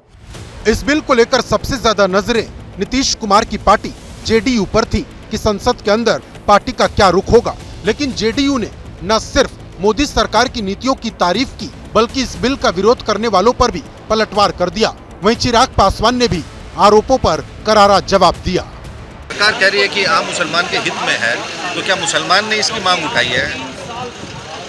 आपके हित में अगर कोई काम कर रहे हो, आप ही को नहीं पता और आप ही उसका विरोध कर रहे हैं। भ्रम फैलाया जा रहा है कि ये मुसलमान विरोधी है, असंवैधानिक है। सोचिए भारत की संसद में ये लोग कह रहे हैं कि कोई असंवैधानिक चीज आ सकती है। चाहते ही नहीं कि गरीब मुसलमान, जिसमें पसमंदा हो, अंसारी हो या महिला मुसलमान हो, जो लोग आगे आना चाहते हैं उनको ये लोग आगे आने से रोकते हैं। बिहार में इसी साल के आखिरी में विधानसभा चुनाव हैं। मुस्लिम समाज के वोट पर JDU और चिराग पासवान भी दावा ठोकते हैं। अब ऐसे में इतना तो तय है कि विधानसभा चुनाव में वक्फ के नाम की गूंज खूब सुनाई देगी। एक कम्युनिटी के बारे में इस तरह का स्टेटमेंट देना, उसको टारगेट करना, ये कहीं से भी जायज नहीं है। मुसलमानों के हित में है, गरीबों के हित में है। ये बिल संवैधानिक है। जो लोग कर रहे हैं मुस्लिम विरोधी। ऐसा नहीं है कि बिहार में सिर्फ RJD कांग्रेसी बिल का विरोध कर रही। JDU के कुछ मुस्लिम नेता भी खुलकर पार्टी के फैसले के विरोध में हैं। उधर महाराष्ट्र में भी वक्फ पर सत्ता पक्ष और विपक्ष के बीच तनातनी है। बाला साहब ठाकरे का नाम लेकर शिंदे की शिवसेना उद्धव ठाकरे को जमीर की याद दिला रही है। तो रोज रोज एक एजेंडा बना देना, संडे को प्रेस कॉन्फ्रेंस कर ये कहना कि हम लाएंगे, हम चाहते हैं समर्थन मिले, तो दिखाता है कि ये किसी इंपॉर्टेंट चीज से ध्यान भटकाने का काम कर। तो बहुत सारी मुद्दे हैं, देश के मुद्दे हैं जिससे ध्यान भटकाने के लिए हर हफ्ते ये एजेंडा लेकर आते हैं, पर एजेंडा अनुसार काम नहीं होता है। हमारी भूमिका, हम बाला साहब के विचार, आनंद जी के साहब के विचार को आगे बढ़ा रहे हैं। हम कभी भी सत्ता के लिए या स्वार्थ के लिए हम कभी भी विचारों से, आइडियोलॉजी से कभी भी तड़जोड़ नहीं करेंगे, कॉम्प्रोमाइज नहीं करेंगे। ये हमारी भूमिका पहले से रही है। वक्त पर सियासत राजधानी में भी हो रही, जहां बीजेपी ने हाल ही में सरकार बनाई है। आम आदमी पार्टी के विधायक अमानतुल्लाह खान ने इसे गुंडागर्दी बताया है। देखिए, ये तो तानाशाह लोगों की हुकूमत है, ये अपनी मर्जी से सब कुछ करेंगे। जितनी भी वक्फ की प्रॉपर्टीज़ हैं जो रिकॉर्ड में नहीं है, उनको सबको ये कब्ज़ा करना चाहते हैं। 123 प्रॉपर्टी का उन्होंने अमित शाह जी ने जिक्र किया और कहा कि 123 प्रॉपर्टी प्राइम लोकेशन पर हैं, तो उनकी मंशा क्या है उन्हें बताना चाहिए। ये 123 प्रॉपर्टियाँ सारी मस्जिदें हैं और दरगाह हैं या कब्रिस्तान हैं, तो अब ये उसको हटा रहे हैं उस क्लोज को, तो उसका मतलब ये है कि उन प्रॉपर्टीज़ को जो मस्जिदें हैं उसको ये कब्ज़ा कर लेंगे। देखिए, ये बिल हिंदुस्तान के गरीब मजलूम मुसलमानों का, उन गरीब मुस्लिम बहनों का और उन यतीम बच्चों के समर्थन में है जिनका हक पिछले 75 सालों में छीना गया है। इस बिल के आने के बाद उनको सहूलियत मिलने वाली है और इस बिल के आने के बाद उनकी तरक्की होने वाली है। और जो लोग इसका विरोध कर रहे हैं वो महिला विरोधी हैं, क्योंकि पहली बार इस बिल में 2 महिलाएं आ रही हैं। आज तक वक्फ बोर्ड में कोई महिला नहीं थी। दरअसल वक्फ बिल जब लागू होगा तब कई चीजें बदल जाएंगी। सबसे बड़ी बात यह है कि ट्रिब्यूनल का फैसला आखिरी नहीं माना जाएगा। दावे को सिविल कोर्ट, हाई कोर्ट और सुप्रीम कोर्ट में चुनौती दी जा सकेगी। और अगर ऐसा हुआ तो वक्फ की तरफ से किसी भी जमीन पर दावा ठोक कर ये कह देना कि ये हमारी जमीन है, ये बात आसान नहीं होगी और लड़ाई इसी बात पर आ गई है। हमारा मुल्क हिंदुस्तान पूरी दुनिया में भाईचारे की वजह से जाना जाता है। आज ये जब चले जाएंगे तो मुल्क बर्बाद हो गया होगा। जिस तरह ज़ियाउल हक ने पाकिस्तान में एक हंसते बसते मुल्क को तबाही के दाने पे लाके खड़ा है, अभी भी पाकिस्तान संभल नहीं रहा है। तो इस वक्त जो बीजेपी सरकार कर रही है वो बिल्कुल ऐसा ही कर रही है कि अब जो वक्फ होगा, अब वक्फ बाय यूजर नहीं होगा, वक्फ बाय डीड होगा। तो आज इसको सुधार किया है, ये ऐतिहासिक बिल होगा। आज इस वक्फ का अब फायदा गरीब, पसमानदा, मुस्लिम खवातीन या बच्चों को, आर्फन को मिलेगा। सियासत अपनी जगह, लेकिन बिल में ये बात भी है कि दान की जमीन को आगे भी वक्फ की ही संपत्ति माना जाएगा। साथ ही वक्फ की पूरी संपत्ति पोर्टल पर दर्ज की जाएगी। इसके अलावा अगर सरकारी संपत्ति पर वक्फ की तरफ से दावा किया जाता है तो इसकी जांच की जाएगी। बड़ी बात यह है कि इस्तेमाल के आधार पर किसी भी जमीन पर वक्फ का दावा स्वीकार नहीं होगा। लेकिन विरोधी कह रहे कि सरकार सिर्फ एक वर्ग को टारगेट कर रही है। हम इस काले कानून का, इस बिल का पुरजोर इससे विरोध करते हैं, इसकी मजम्मत करते हैं, क्योंकि ये बिल्कुल असंवैधानिक है। सरकार की नीयत में खोट है। सरकार इससे वक्फ को बर्बाद करना चाहती है। सरकार वक्फ बचाना नहीं चाहती। सरकार की नीयत है कि हमारी मस्जिद, हमारे कब्रिस्तान, हमारी दरगाहें, उनके ऊपर अपना कब्जा कर ले। ये देश हित में जो बिल ला रहे हैं, ये करोड़ों मुसलमानों ही नहीं बल्कि पूरा देश समर्थन करेगा। और जो लोग विरोध कर रहे हैं वो राजनीतिक कारण से विरोध कर रहे हैं। और सदियों तक लोग याद रखेंगे कि नरेंद्र मोदी जी की सरकार में एक ऐसा बिल लाया है जिसने गरीब जनता का, विशेष करके मुसलमानों में, जो दुनिया में सबसे ज्यादा गरीब मुसलमानों का संख्या हिंदुस्तान में है, उसका चिंता सबको होना चाहिए। और ये चिंता नरेंद्र मोदी जी ने किया है, हमारा सरकार ने किया है। सरकार कुछ भी कहे, लेकिन मुस्लिम संगठनों को सरकार की बात पर बिल्कुल भरोसा नहीं। तर्क दिया जा रहा कि इस बिल के पास होने से वक्फ कानून कमजोर हो जाएगा और वक्फ की संपत्तियों को हड़पना आसान हो जाएगा। मुस्लिम संगठनों को सबसे ज्यादा आपत्ति वक्फ बाय यूजर की समाप्ति वाले प्रावधान से है। इसके अलावा गुस्सा इस बात पर भी है कि बोर्ड में गैर मुस्लिमों को क्यों शामिल किया जा रहा है।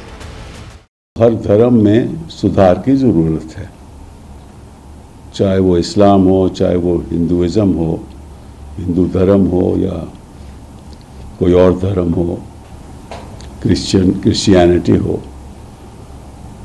तो सुधार तो अच्छी बात है, लेकिन इसके पीछे मकसद क्या है? और मकसद हम देख रहे हैं 2014 के बाद कि एक रिलीजियस कम्युनिटी को टारगेट किया जा रहा है। जो वक्फी जमीनें वक्फ के नाम से जमा की और कांग्रेस के नेताओं ने बाद में उन जमीनों को धीरे धीरे अपने नाम करवा लिया। ऐसी चीजें वो न कर पाए, ऐसे प्रावधान इसमें किए गए हैं। ये बिल किसी भी धर्म के खिलाफ नहीं है, किसी भी आस्था के खिलाफ नहीं है, किसी भी आस्था को ठेस पहुंचाने वाला नहीं है। जो गलतियां हुई थी उन गलतियों को सुधारने वाला और जो लूटना चाहते थे ऐसे लुटेरों को पाबंदी लाने वाला इस प्रकार का ये बिल है। एक तरफ समर्थन का जोश है तो दूसरी तरफ विरोध की हुंकार।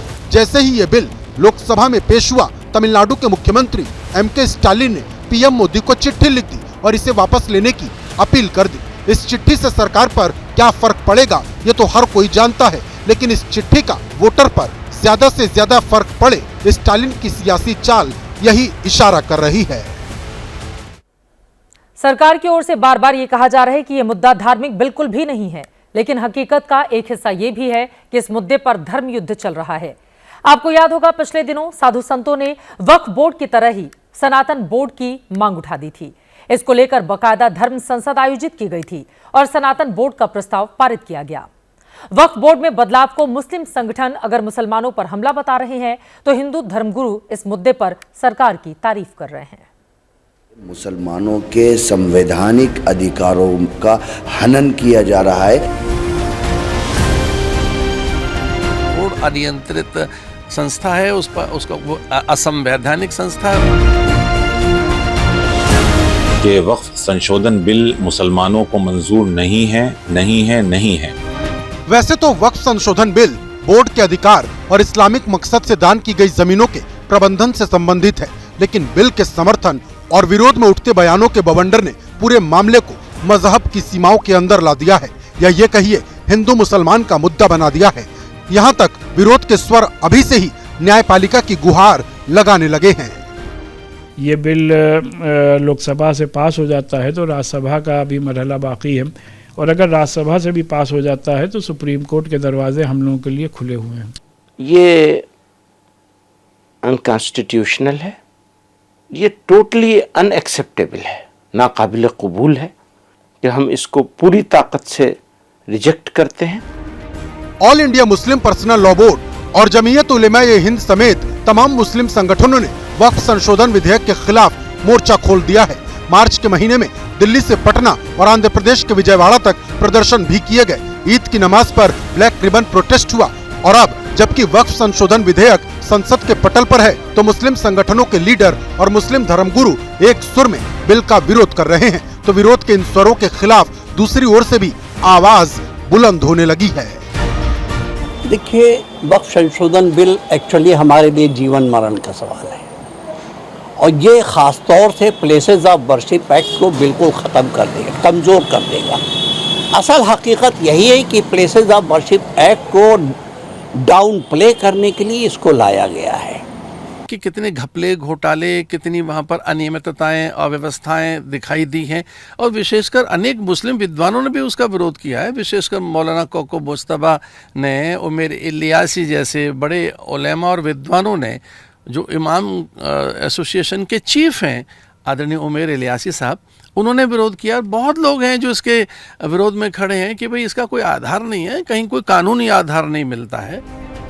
यानी वक्फ संशोधन विधेयक पर दोनों पक्षों की अपनी अपनी दलील है। हिंदू धर्मगुरु वक्फ बोर्ड के अजीबोगरीब दावों का हवाला दे रहे हैं, तो मुस्लिम धर्मगुरु ये बताने में जुटे हैं कि वक्फ अधिनियम 1995 में संशोधन उनके संवैधानिक अधिकारों पर सीधा हमला है। बिल पास हो जाता है तो ये एक दुर्भाग्यपूर्ण बात होगी, ये देश के साथ एक घटना होगी और धोखा होगा। लेकिन बहरहाल हमारे सामने रास्ते बंद नहीं हुए, अभी तो रास्ते खुले हुए हैं। हम पब्लिक के दरमियान जाएंगे, हम देशव्यापी अभियान छेड़ेंगे इस बिल के खिलाफ, लोगों को बताएंगे किस तरह नाइंसाफ़ी की गई है। वक्फ बोर्ड को हटाना जरूरी हो गया है सनातन धर्म की रक्षा के लिए। सब कुछ जरूरी है, आप परिणाम देखिएगा। हम ज्ञानवापी भी लेंगे, मथुरा भी लेंगे, सब कुछ होगा। मुस्लिम संगठनों का संदेश साफ है कि वो वक्फ संशोधन विधेयक को किसी भी सूरत में मानने को तैयार नहीं। हालांकि मुस्लिम धर्मगुरुओं की जमात में कई ऐसे चेहरे भी हैं जो कहीं न कहीं वक्फ बिल का समर्थन कर रहे हैं, या फिर बिल के प्रावधानों को पढ़ने के बाद किसी फैसले पर पहुंचने के मूड में हैं। इसको पास करा दे ताकि मुसलमानों की गुर्बत का खात्मा इस बिल के जरिए हो जाए। मैं मुसलमानों को यकीन दहानी कराना चाहता हूं कि वक्फ संशोधन बिल से न डरने की कोई जरूरत नहीं है। मस्जिदों को, मदरसों को, खानकाहों को, ईदगाहों को, कब्रिस्तानों को कोई खतरा लायक नहीं है, बल्कि इससे और तरक्की मिलेगी। कि जो बिल पास हो रहा है तो उसके अंदर हमारे सुझावों को रखा गया है कि नहीं रखा गया। अगर नहीं रखा गया है तो कॉन्स्टिट्यूशन के दायरे में रहते हुए, अपने संविधान के दायरे में रहते हुए हम देखते हैं हम क्या कर सकते हैं। हम सरकार से पुनः विचार की अपील करेंगे, नहीं तो फिर अदालत उज़्मा का दरवाज़ा है, सुप्रीम कोर्ट का, उस दरवाजे को हम खटखटाने की कोशिश करेंगे। वक्फ संशोधन विधेयक पर हर किसी की अपनी अपनी दलील है। एक दलील कथावाचक धीरेन्द्र शास्त्री की भी है और ये दलील बिल का विरोध करने वाले मुस्लिम धर्मगुरुओं को चुभने वाली है। जहां बरसात नहीं होती है वहां की फसलें खराब हो जाती हैं, जहां सनातन के संस्कार नहीं होते हैं वहां की नस्लें खराब हो जाती हैं। फिलहाल वक्फ संशोधन विधेयक को अभी राज्यसभा में पेश किया जाना बाकी है, जहां पास होने के बाद ही विधेयक को मंजूरी के लिए राष्ट्रपति के पास भेजा जाएगा और राष्ट्रपति की मंजूरी मिलने के बाद संशोधन विधेयक वक्फ एक्ट 1995 की जगह लेगा। यानी वक्फ एक्ट में संशोधन का रास्ता अभी लंबा है और तब तक समर्थन और विरोध में उठ रही आवाजों का शोर थमने वाला बिल्कुल नहीं। पिछले कई दिनों से वक्फ बिल के विरोध में प्रदर्शन की तस्वीरें सामने आ रही हैं। अभी भी अलग अलग मुस्लिम संगठन और मौलाना बिल का विरोध कर रहे हैं, लेकिन संशोधन विधेयक संसद के पटल पर पहुंचा तो समर्थन में जश्न की तस्वीरें चर्चा का विषय बन गई। खास बात यह है कि मुस्लिम समुदाय के लोग ही ढोल नगाड़े लेकर सड़क पर उतर आए। अब सवाल उठ रहा है कि क्या वाकई इस बिल से मुसलमान खतरे में हैं या फिर उनके अंदर बेवजह का डर पैदा किया जा रहा है।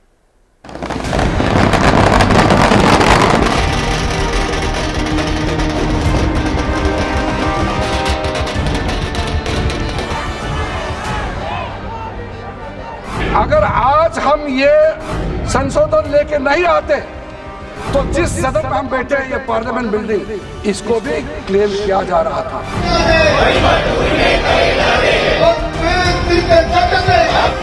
ये बिल आज इस संविधान के इस जो मूल जो ढांचा है उस पर आक्रमण है।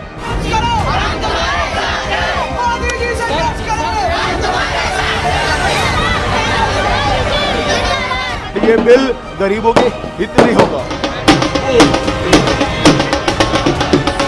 पार्लियामेंटेरियन को, लॉ मेकर्स को मैसेज पहुंचे कि यहाँ पे आवाम नाराज है, मुस्लिम समाज नाराज है। सरकार को हस्तक्षेप नहीं करना चाहिए। अचानक से ये बिल आ गया है, हम लोग जो है घबरा गए हैं।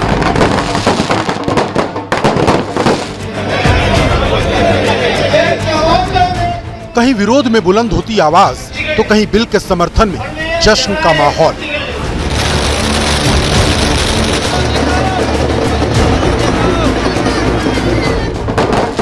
सियासत से इतर इन दो तस्वीरों से साफ है कि वक्फ बिल पर जनता की राय एक सी नहीं है।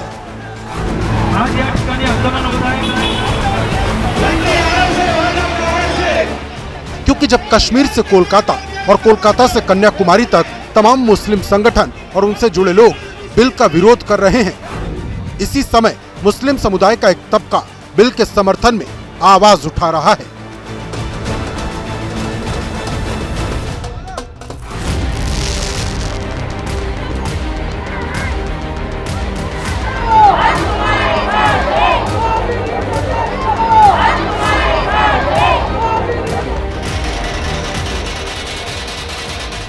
तस्वीरें देखिए, वक्फ बिल के समर्थन में प्रधानमंत्री नरेंद्र मोदी को धन्यवाद देते हुए बैनर लहराए जा रहे हैं।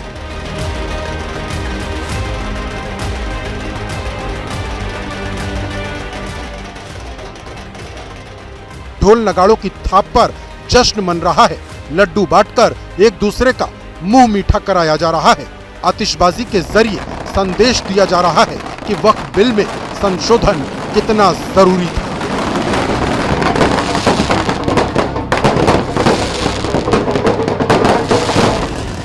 मध्य प्रदेश की राजधानी भोपाल से आई ये तस्वीरें इस बात की तस्दीक कर रही हैं कि भले ही all India Muslim personal law board समेत तमाम मुस्लिम संगठन वक्फ संशोधन विधेयक का विरोध कर रहे हों, लेकिन मुस्लिम समुदाय का एक तबका इन संगठनों के साथ बिल्कुल नहीं है।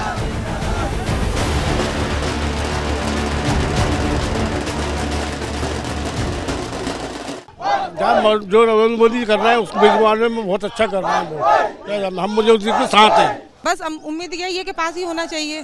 सब आज का जितना भी मोदी जी ने करा सब अच्छा करा।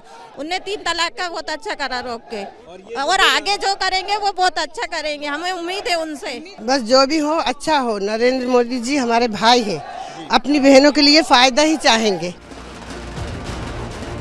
हालांकि भोपाल में बिल के समर्थन में मुस्लिम समुदाय के जश्न की तस्वीरें बिल का विरोध कर रहे all India Muslim personal law board को नश्तर की तरह चुभ रही हैं। चंद लोग भोपाल के एक छोटे से इलाके में अगर जश्न मना दिया तो ये वो लोग हैं जो स्पॉन्सर्ड हैं, स्पॉन्सर्ड लोग हैं, और ऐसा हमेशा होता रहा। इन्हें शायद अल्लाह के कानून से ज़्यादा भारतीय जनता पार्टी के कानून पर भरोसा है, तो वो उनको मुबारक हो। All India Muslim personal law board का तर्क अपनी जगह है, लेकिन बिल के समर्थन में जश्न की तस्वीरें सिर्फ भोपाल से ही नहीं आई। देश की राजधानी में भी मुस्लिम कमेटी की ओर से हजरत निजामुद्दीन में एक धन्यवाद कार्यक्रम का आयोजन किया गया। इस दौरान ढोल नगाड़ों के साथ बिल का समर्थन किया गया। वहीं दिल्ली में मौजूद रेल भवन के पास मुस्लिम समुदाय के लोगों ने हाथ में तख्ती लेकर बिल का समर्थन किया।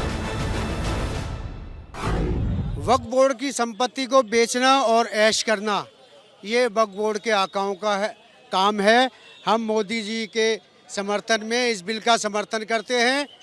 ये सच्चाई है कि जिस दिन मुसलमानों को सच समझ में आ गया, वक्फ बिल का समर्थन में हम लोग खड़े हैं। जिस दिन इसकी सच्चाई समझ में आ गई, पूरा मुस्लिम समाज वक्फ के समर्थन में खड़ा होगा। इधर अलीगढ़ में भी मुस्लिम समाज के लोगों ने ढोल नगाड़े बजाकर वक्फ संशोधन बिल का समर्थन किया। अलीगढ़ के महल चौराहे पर कैंप लगाकर मुस्लिम समुदाय के लोगों ने पीएम मोदी की तस्वीर को लड्डू खिलाए, साथ ही संसद के दोनों सदनों में बिल पास होने की दुआ की। वक्फ संशोधन बिल लोकसभा में पास कर रही केंद्रीय मोदी सरकार, उसी की खुशी में हम लोगों ने खुशी इजहार करने के लिए मिठाई बांटी है। और वक्फ का अभी तक जो फायदा गरीब मुसलमानों को नहीं मिला था, वो अभी कानून पास होने के बाद फायदा मिलने जा रहा है, और मुसलमानों के विकास के लिए बिल का पत्थर साबित होगा वक्फ संशोधन बिल। हालांकि ऐसा नहीं है कि दिल्ली से अलीगढ़ और भोपाल तक बिल के समर्थन में मुस्लिम समुदाय के लोगों की जश्न वाली तस्वीरों ने विरोध की लहर को थाम दिया हो। एबीपी न्यूज की टीम ने वक्फ बिल पर संगम नगरी प्रयागराज में मुस्लिम समुदाय के लोगों से राय जानी, तो जो तस्वीर उभरी वो विरोध का अलग ही नैरेटिव पेश करती है। सरकार को हस्तक्षेप नहीं करना चाहिए, क्योंकि वक्फ की प्रॉपर्टी हमारे जो पूर्वज हैं उन्होंने मस्जिद है, मदरसा, इबादत गाहों के लिए अलर्ट किया है, तो उसका फायदा सब मुसलमान वर्ग को मिलता है। ठीक है, जो है कैंसिल हो जाए, पास ना हो। देखिए, कोई चीज दान दी हुई है तो उसमें सरकार का क्या हस्तक्षेप है? तो दान दिया हुआ है ना, कुछ जैसे चल रहा है चलने दीजिए, उसको पहले से भी चल रहा है उसी तरह रहने दीजिए, हस्तक्षेप करने की क्या जरूरत है? सरकार को इस पे सोचना चाहिए कि हम मुसलमानों के साथ क्या कर रहे हैं। ये एक अत्याचार है, और हम मोदी जी से अनुरोध करते हैं कि आप इस पे फैसला लें और वक्फ बोर्ड को ये कैंसिल करें, ये बिल को। घोर निंदा करता हूँ, विरोध करता हूँ, बिल्कुल हार्डली फोर्सली मैं इसका विरोध करता हूँ। तो सरकार की नीयत पर शक है, बिल्कुल शक है, भरोसा नहीं है, बिल्कुल भरोसा नहीं है। मतलब मुस्लिम समुदाय का एक बड़ा तबका वक्फ संशोधन विधेयक को सीधे तौर पर उनके धार्मिक मामलों में दखल के तौर पर देख रहा है कि ये हमारी गवर्नमेंट आई है, ये हमारी प्रॉपर्टी है, ये हमारी प्रॉपर्टी ही रहेगी, और इसकी हर तरह से हम लोग विरोध करेंगे। ये हमारे बाप दादाओं की दी हुई है, ठीक है ना। इससे पहले इस तरह के कोई भी कानून नहीं आए हैं, तो इस तरह के कानून का समर्थन हम लोग नहीं करते, इसका समर्थन नहीं करते। मेरी ये अपील है गवर्नमेंट ऑफ इंडिया से, बहुत ही बेहतरीन तरीके से गवर्नमेंट ऑफ इंडिया से रिक्वेस्ट है कि प्लीज़ इसको विड्रॉ कर लें। It will be very beneficial for entire community in India. हालांकि मुंबई में मुस्लिम समाज की राय वक्फ संशोधन विधेयक पर बिल्कुल जुदा है। मुंबई में ज्यादातर लोगों का कहना है कि उन्हें बिल से आपत्ति नहीं, बस मस्जिद, दरगाह और मदरसे की जमीन से छेड़छाड़ नहीं होनी चाहिए। हमारे नरेंद्र मोदी जी की गारंटी पे सबको भरोसा है। मोदी जी कह चुके हैं कोई भी धार्मिक स्थल, चाहे मस्जिद हो, मदरसा हो, दरगाह हो, जो अधिकृत है उसको कोई भी नुकसान नहीं पहुंचेगा। यानी बिल के समर्थन और विरोध में उठ रही आवाजों के पीछे सारा खेल नैरेटिव का है, या ये कहिए सियासी मंच से पक्ष और विपक्ष में जिस तरह का माहौल बनाया गया उसका असर जमीन पर भी दिख रहा है। इधर वक्फ बिल को लेकर पूरे देश में सुरक्षा बल हाई अलर्ट पर हैं। मुस्लिम बहुल क्षेत्रों पर खास नजर रखी जा रही है। किसी भी स्थिति से निपटने के लिए भारी संख्या में पुलिस फोर्स की तैनाती की गई है। ड्रोन के जरिए निगरानी की जा रही है। दिल्ली से मुंबई और यूपी के तमाम जिलों में पुलिस ने फ्लैग मार्च कर लोगों से शांति की अपील की है। फ्लैग मार्च, ड्रोन से नजर और चप्पे चप्पे पर पुलिस की मुस्तैदी। वक्फ संशोधन विधेयक को लेकर विरोध प्रदर्शन को देखते हुए दिल्ली से मुंबई, लखनऊ, संभल समेत देश के तमाम संवेदनशील इलाकों में पुलिस और पैरामिलिट्री फोर्सेस हाई अलर्ट पर रही। दिल्ली में मुस्लिम बहुल जामिया नगर और शाहीन बाग इलाके में दिल्ली पुलिस के साथ ही पैरामिलिट्री फोर्स को भी तैनात किया गया। शांति व्यवस्था बनाए रखने के लिए पुलिस और पैरामिलिट्री फोर्स ने ज्वाइंट मार्च किया। वहीं देश की आर्थिक नगरी मुंबई में ड्रोन के जरिए संवेदनशील इलाकों पर नजर रखी गई। हाई राइज सोसाइटी और घनी आबादी वाले इलाकों में ड्रोन लगातार उड़ते नजर आए। ड्रोन के जरिए मुंबई पुलिस की निगाह सबसे ज्यादा घर की छतों पर रही, ताकि अराजक तत्वों को छतों पर पत्थर जमा करने से रोका जा सके और अगर किसी ने पत्थर जमा किए हैं तो उस पर पहले ही कार्रवाई कर दी जाए। इधर वक्फ संशोधन विधेयक के खिलाफ मुस्लिम संगठन के प्रदर्शन को देखते हुए यूपी के तमाम शहरों में सुरक्षा व्यवस्था टाइट कर दी गई। पिछले कुछ वक्त से लगातार चर्चा में रहे संभल के एएसपी के नेतृत्व में पुलिस ने फ्लैग मार्च किया। फ्लैग मार्च में पीएसी के जवानों को भी शामिल किया गया। वहीं रामनगरी अयोध्या में सुरक्षा व्यवस्था बढ़ा दी गई। अयोध्या में राम मंदिर के 5 किलोमीटर के दायरे में ड्रोन के जरिए हर एक गतिविधि पर नजर रखी जा रही है। यूपी की राजधानी लखनऊ की भी कमोबेश यही तस्वीर है। घनी आबादी वाले पुराने लखनऊ के मुस्लिम बहुल इलाकों में सिक्योरिटी बढ़ा दी गई है। लखनऊ में बड़ा इमामबाड़ा, घंटाघर, छोटा इमामबाड़ा क्षेत्र और दूसरे संवेदनशील इलाकों में पुलिस हर एक गतिविधि पर नजर रख रही है। वहीं फ्लैग मार्च के जरिए शांति व्यवस्था बनाए रखने की अपील की जा रही। लखनऊ में पुलिस के साथ एसएसबी और आरआरएफ के जवानों को भी तैनात किया गया है। कहीं कोई अप्रिय स्थिति न हो, यहाँ पे प्रमुख जो धर्म से संबंधित लोग हैं उनसे संवाद भी कायम किया गया है। लगातार संवाद किया जा रहा है। ये सारा एक्टिविटी वो सतर्कता के दृष्टिगत। अब वाराणसी की तस्वीर देखिए। पुलिस के जवान मार्च कर रहे हैं। गलियों में सायरन की आवाज सुनाई दे रही है। वाराणसी के बजरडीहा, रेवड़ी तालाब, भेलूपुर और दूसरे मुस्लिम बहुल इलाकों में सुरक्षा व्यवस्था बढ़ाई गई है। वहीं भीड़ भाड़ वाले इलाकों में भी निगरानी की जा रही। हमने बजरडिया से लेके खोजवा से लेके भेलूपुर रेवड़ी तालाब तक जो हमने फ्लैग मार्च निकाला है, जो कि हम लोग निरंतर निकालते भी रहते हैं। और मेरी आम जनमानस से अपील है कि जो है शांति व्यवस्था कायम है और जो है किसी भी तरह की अफवाहों पर विश्वास न करें। एहतियातन यूपी के हर एक शहर में पुलिस अलर्ट पर है। कानपुर में संवेदनशील इलाकों में पुलिस लगातार फ्लैग मार्च कर रही है। निगरानी के लिए ड्रोन कैमरे का भी इस्तेमाल हो रहा। फिरोजाबाद, श्रावस्ती, मुरादाबाद और हापुड़ में भी पुलिस ने फ्लैग मार्च किया। 2012 में हिंसा की आग में जल चुके मुजफ्फरनगर में तो पुलिस और भी ज्यादा सतर्क है। जमीन पर पुलिस के जवान गश्त कर रहे हैं तो आसमान से ड्रोन से निगरानी की जा रही। वहीं फ्लैग मार्च में मुस्लिम धर्मगुरुओं को शामिल कर लोगों से शांति व्यवस्था बनाए रखने की अपील की जा रही है। एक तरफ आज देश की सबसे बड़ी पंचायत में मुसलमानों पर सबसे बड़ी बहस चल रही है। सत्ता पक्ष और विपक्ष के बीच खुद को मुसलमानों का सबसे बड़ा हितैषी बताने की होड़ लगी हुई है। सदन के भीतर करीब 6 घंटे की बहस पूरी होने के बाद गृहमंत्री अमित शाह सामने आए और वक्फ संशोधन बिल के पक्ष में खुलकर अपनी बात रखी। उन्होंने विपक्ष पर तीखा हमला बोलते हुए वक्फ का मतलब भी समझाया और साथ ही ये भी साफ कर दिया कि इस बिल से वक्फ के भ्रष्टाचार पर लगाम लगेगी। लोकसभा में वक्फ पर जोरदार बहस जारी थी। वार पलटवार का दौर चल ही रहा था कि इस बीच शाम होते होते अमित शाह भी चर्चा में शामिल हो गए और विपक्ष पर उन्होंने तीखे हमले करना शुरू कर दिए। ये वक्फ एक अरबी शब्द है। जिस अर्थ में वक्फ शब्द का प्रयोग किया जाता है, इसका मतलब है अल्लाह के नाम पर संपत्ति का दान, पवित्र धार्मिक उद्देश्यों के लिए संपत्ति का दान। एक प्रकार से इसकी आज की भाषा में व्याख्या करें तो वक्फ एक प्रकार का चैरिटेबल एंडोनमेंट है। इसमें दान देता है, वो शब्द का बड़ा महत्व है। दान उस चीज का ही कर्ज किया जा सकता है जो हमारा है। सरकारी संपत्ति का दान मैं नहीं कर सकता मान्यवर। ये जो भ्रम खड़ा किया जाता है कि ये एक मुस्लिम भाइयों के धार्मिक क्रियाकलापों के अंदर, उनके दान की हुई संपत्ति के अंदर दखल करने का है, ये बहुत बड़ी भ्रांति फैलाकर माइनॉरिटी को डराकर अपनी वोट बैंक खड़ी करने के लिए किया जा रहा है। देश भर के मुसलमान भाइयों बहनों को कहना चाहता हूं, आपके वक्फ में एक भी नॉन मुस्लिम नहीं आएगा। ये एक्ट में ऐसा कोई प्रावधान नहीं। ये पैसा जो चोरी होता है ना, उसको पकड़ने का काम वक्फ बोर्ड वक्फ परिषद करे। अमित शाह ने कांग्रेस को घेरते हुए 2013 के जरिए कांग्रेस पर निशाना साधा। वक्फ का 2013 का अमेंडमेंट न किया होता तो ये बिल लाने की शायद जरूरत न पड़ती। सब कुछ अच्छा चलता था।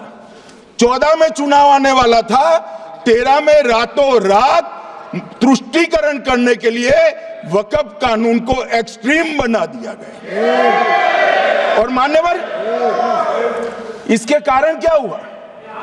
इसके कारण दिल्ली लुटियन की 123 वीवीआईपी संपत्ति कांग्रेस सरकार ने जब चुनाव मुहाने पर थे, 25 दिन दूर था, वक्फ को देने का काम कर दिया। दिल्ली वक्फ बोर्ड ने उत्तरी रेलवे की भूमि वक्फ के नाम घोषित कर दी। अमित शाह के निशाने पर करीब करीब पूरा विपक्ष ही था। उनको लगता है कि इसका विरोध कर हम मुस्लिम भाइयों की सिंपैथी जीतकर अपनी वोट बैंक पक्का करेंगे। उसमें कोई फायदा नहीं होगा अखिलेश, इसलिए कि 4 साल में मुस्लिम भाइयों को मालूम पड़ जाएगा कि ये कानून तो उनके फायदे में है। ये दक्षिण के सारे जो सांसद बोल रहे हैं, अपनी अपनी कॉन्स्टिट्यूंसी में सारे चर्च को मान्यवर नाराज कर रहे हैं, उनको पता नहीं। जब 2013 का अमेंडमेंट आया, लालू जी ने क्या कहा? मैडम, सरकार जो ये संशोधन विधेयक पेश किया है, सरकार की पहल का हम स्वागत करते। आप देखिए, सारी जमीनें हड़प ली गई है, चाहे सरकारी हो या गैर सरकारी। वक्फ बोर्ड में जो काम करने वाले लोग हैं, उनके द्वारा सारी प्राइम लैंड को बेच दिया गया है। पटना में ही डाक बंगले की जितनी प्रॉपर्टी थी, सब पर अपार्टमेंट बन गए। इस तरह की काफी लूट खसोट हुई है। लेकिन मैं चाहता हूं कि भविष्य में आप कड़ा कानून लाइए और ये जो चोरी करने वाले लोग हो, उनको जेल की सलाखों के पीछे डालिए। अब सब लालू प्रसाद की इच्छा इन्होंने तो पूरी नहीं की, नरेंद्र मोदी जी ने पूरी कर दी। इस दौरान विपक्ष की टोका-टोकी पर अमित शाह ने कहा कि कानून भारत सरकार का है, इसे मानना ही होगा। एक सदस्य ने कह दिया, माइनॉरिटी इस कानून को स्वीकार नहीं करेगी। क्या धमकाना चाहते हो भाई? संसद का कानून है, सबको स्वीकार करना पड़ेगा। स्वीकार नहीं करेंगे मतलब क्या है? कैसे बोल सकते हैं कोई? हम कानून को स्वीकार नहीं करेंगे। ये कानून भारत सरकार का है, हर एक पर बंधन करता होगा और इसको स्वीकार करना पड़ेगा। लोकसभा में चल रही बहस में एक और दिलचस्प तस्वीर देखने को मिली, जब उद्धव सेना वर्सेस शिवसेना में तीखी बहस छिड़ गई। दरअसल उद्धव गुट के सांसद अरविंद सावंत ने सरकार को घेरना शुरू किया और वक्फ बिल पर हो रही बहस के दौरान देवस्थान बोर्ड की हजारों एकड़ जमीन बेचे जाने के मुद्दे पर सवाल उठाने शुरू कर दिए। जबकि शिंदे गुट के सांसद श्रीकांत शिंदे ने उद्धव गुट के शिवसेना सांसद को चैलेंज देते हुए पलटवार किया। उन्होंने विपक्ष पर आरोप लगाया कि विपक्ष अपने पाप छिपाने के लिए इस बिल का विरोध कर रहा है। न भूलना, ये देश की आजादी के लिए जिन्होंने कुछ भी नहीं किया ना, उस उनका भाग्य है कि आज सरकार चला रही। अगर हमारे मंदिर में कभी आपने सोचा भी कि किसी गैर हिंदू को उस मंदिर के बोर्ड पे लाने की कोशिश भी करोगे, तो याद रखना हम उसे विरोध करेंगे। कितने लोग कश्मीर में हिंदू आ गए, बताओ तो सही। कश्मीर में जमीन कौन खरीद रहा है वो भी तो बताओ, पता चलेगा। कश्मीर की जमीन को खरीद रहा है। दूसरी बात, हमारे हिंदुस्तान के जो हमारे देवस्थान के मंदिरों की जगह होती है, इतनी हजारों एकड़ जमीनें, वो जमीन भी बेची जा रही है। क्या आप इसी तरह का कानून हिंदुओं के देवस्थान की जमीन बेचने वालों के खिलाफ भी लाएंगे क्या? वो भी तो बताओ। मैं यहाँ पर यूबीटी वालों से पूछना चाहूंगा कि बाजू में बैठ के जिन्होंने सावरकर जी को गाली देने का काम किया, उनके ऊपर प्रश्न पूछने का हिम्मत इन पे नहीं है। ये जो विपक्ष इसका घड़ी घड़ी विरोध कर रही है, ये विरोध जो है, ये विरोध सिर्फ अपने पाप छुपाने के लिए यहाँ पर कर रहे हैं। ज़मीर और ज़र्फ का सौदा हो दोस्तों, जब भी ज़मीर और ज़र्फ का सौदा हो दोस्तों, कायम रहो हुसैन के इनकार की तरह। सर, ये वक्फ तरमीमी बिल भारत के गयूर मुसलमानों के ईमान पर, इबादत पर एक हमला है। नरेंद्र मोदी की हुकूमत ने इस मुल्क की सबसे बड़ी अक़लियत के खिलाफ एक ऐलान जंग कर दिया, और ये जंग ना सिर्फ मेरे जिस्म पर है, बल्कि मेरी आज़ादी पर, मेरी समाजी और माशी मार्जिनलाइजेशन पर है, मेरी शहरियत पर है, मेरे मदरसे, मस्जिदों, खानखाहों को और दरगाहों को निशाना बनाया जा रहा है। और ये हुकूमत सच्चाई को नहीं बयान कर रही है कि ये तरमीमी बिल से मुसलमानों का तहफ़्फ़ुज़, तरक्की और गुर्बत का खात्मा होगा। ये सरासर झूठ है। सर, अगर आप आइन के आर्टिकल 14 को देखेंगे तो उसमें लिखा हुआ है इक्वल प्रोटेक्शन। अब आप देख लीजिए सर कि हिंदू, सिख और जैन को और बौद्ध को उनके एंडोमेंट में तहफ़्फ़ुज़ मिलेगा, क्योंकि उनका एंडोमेंट बाय यूज़र बरकरार है और उनका एडमिनिस्ट्रेशन उनके हाथ में होगा। कि गैर हिंदू या गैर उनके मज़हब का आदमी दान भी दे सकता है उनके लिए, और एंडोमेंट बोर्ड का तहफ़्फ़ुज़ भी मिलेगा, क्योंकि उसके ऊपर ओवरराइडिंग क्लॉज अप्लाई नहीं होगा, लिमिटेशन का कानून उस पर अप्लाई नहीं होगा। उसके बरक्स ऑपोजिट आप देख लीजिए, मुस्लिम वक्फ को वक्फ बाय यूज़र निकाल दिया गया। एक मुस्लिम वक्फ की जायदाद पर कब्जा होगा, लिमिटेशन लगेगा, तो जो एनक्रोचर है, जो खाबिज है, वो रातों रात मालिक बन जाएगा और एक गैर मुस्लिम वक्फ बोर्ड को एडमिनिस्टर करेगा। ये आर्टिकल 14 के इक्वल प्रोटेक्शन का वायलेशन। अब आर्टिकल 14 में सर इक्वालिटी बिफोर लॉ भी है, और उसका कैसा वायलेशन हो रहा है कि कोई आर्बिट्ररी स्टेप नहीं ले सकता और कोई भी ऑफिशियल किसी भी तरीके से गलत आर्बिट्ररी फैसला नहीं लगा। यहां पर आप एक डेजिग्नेटेड ऑफिसर को रखकर वो फैसला लेगा कि ये जायदाद वक्फ की है, गवर्नमेंट की है। क्या ये प्रिंसिपल्स ऑफ नेचुरल के खिलाफ नहीं है जिसका तकर्रुर एग्जीक्यूटिव करती है? ये हमारे theory of separation of powers Bharat के आइन का बेसिक स्ट्रक्चर का हिस्सा है। क्या इसका वायलेशन नहीं है? सर, आर्टिकल 25 का वायलेशन कैसे है कि आप मुसलमानों से वक्फ बाय यूज़र छीन रहे हैं और फिर आप कर्ब कर रहे हैं वक्फ वाल औलाद को, मगर वहीं पर दूसरे धर्म के मानने वालों को उनके मजहब पर चलने की पूरी इजाजत है। लफ्ज जो आर्टिकल 25 में इस्तेमाल हुआ सर, वो इक्वली एंटाइटल्ड, यहां पर मुसलमानों के इक्वल एंटाइटल्ड नहीं हो रहा। अभी हम गृह मंत्री का, वजीर दाखिला का, यहां पर उनका हमने तकरीर सुनी, यहां पर वो ये कहते हैं वजीर दाखिला, शायद वो कटमुल्ला की जबान ना कह दें, वजीर दाखिला कहने पर वजीर दाखिला ने अपने बयान में कहा कि बोर्ड और कौंसल जो होगा वो माने वक्फ इस्लाम से अलग है। सर, अगर ये बात सच है आपकी, तो फिर आपको एक कानून बनाने की जरूरत ही नहीं है, आप एक नॉन स्टैट्यूटरी बॉडी बना दीजिए। ये जो कानून बन रहा है ना सर, ये आर्टिकल 26 इसका सोर्स है, और आर्टिकल 26 जब इसका सोर्स है तो आर्टिकल 26 का ABCD क्या कहता है कि रिलीजियस डिनोमिनेशन को अपने मजहब के अफेयर्स खुद चलाना, मूवेबल इमूवेबल प्रॉपर्टी को लेना और एडमिनिस्टर करना। जब हिंदू धर्म को, बौद्ध धर्म को, सिखों को यह राइट दिया गया है, तो आप कैसे मुसलमानों से छीन रहे हैं? तो ये आर्टिकल 26 का ग्रेव वायलेशन है। तो सर, अब वक्फ बाय यूजर का मामला देखिए, मिनिस्टर साहब ने कहा कि एंक्रोचमेंट हो रहा है, 17,000 एंक्रोचमेंट हुए हैं।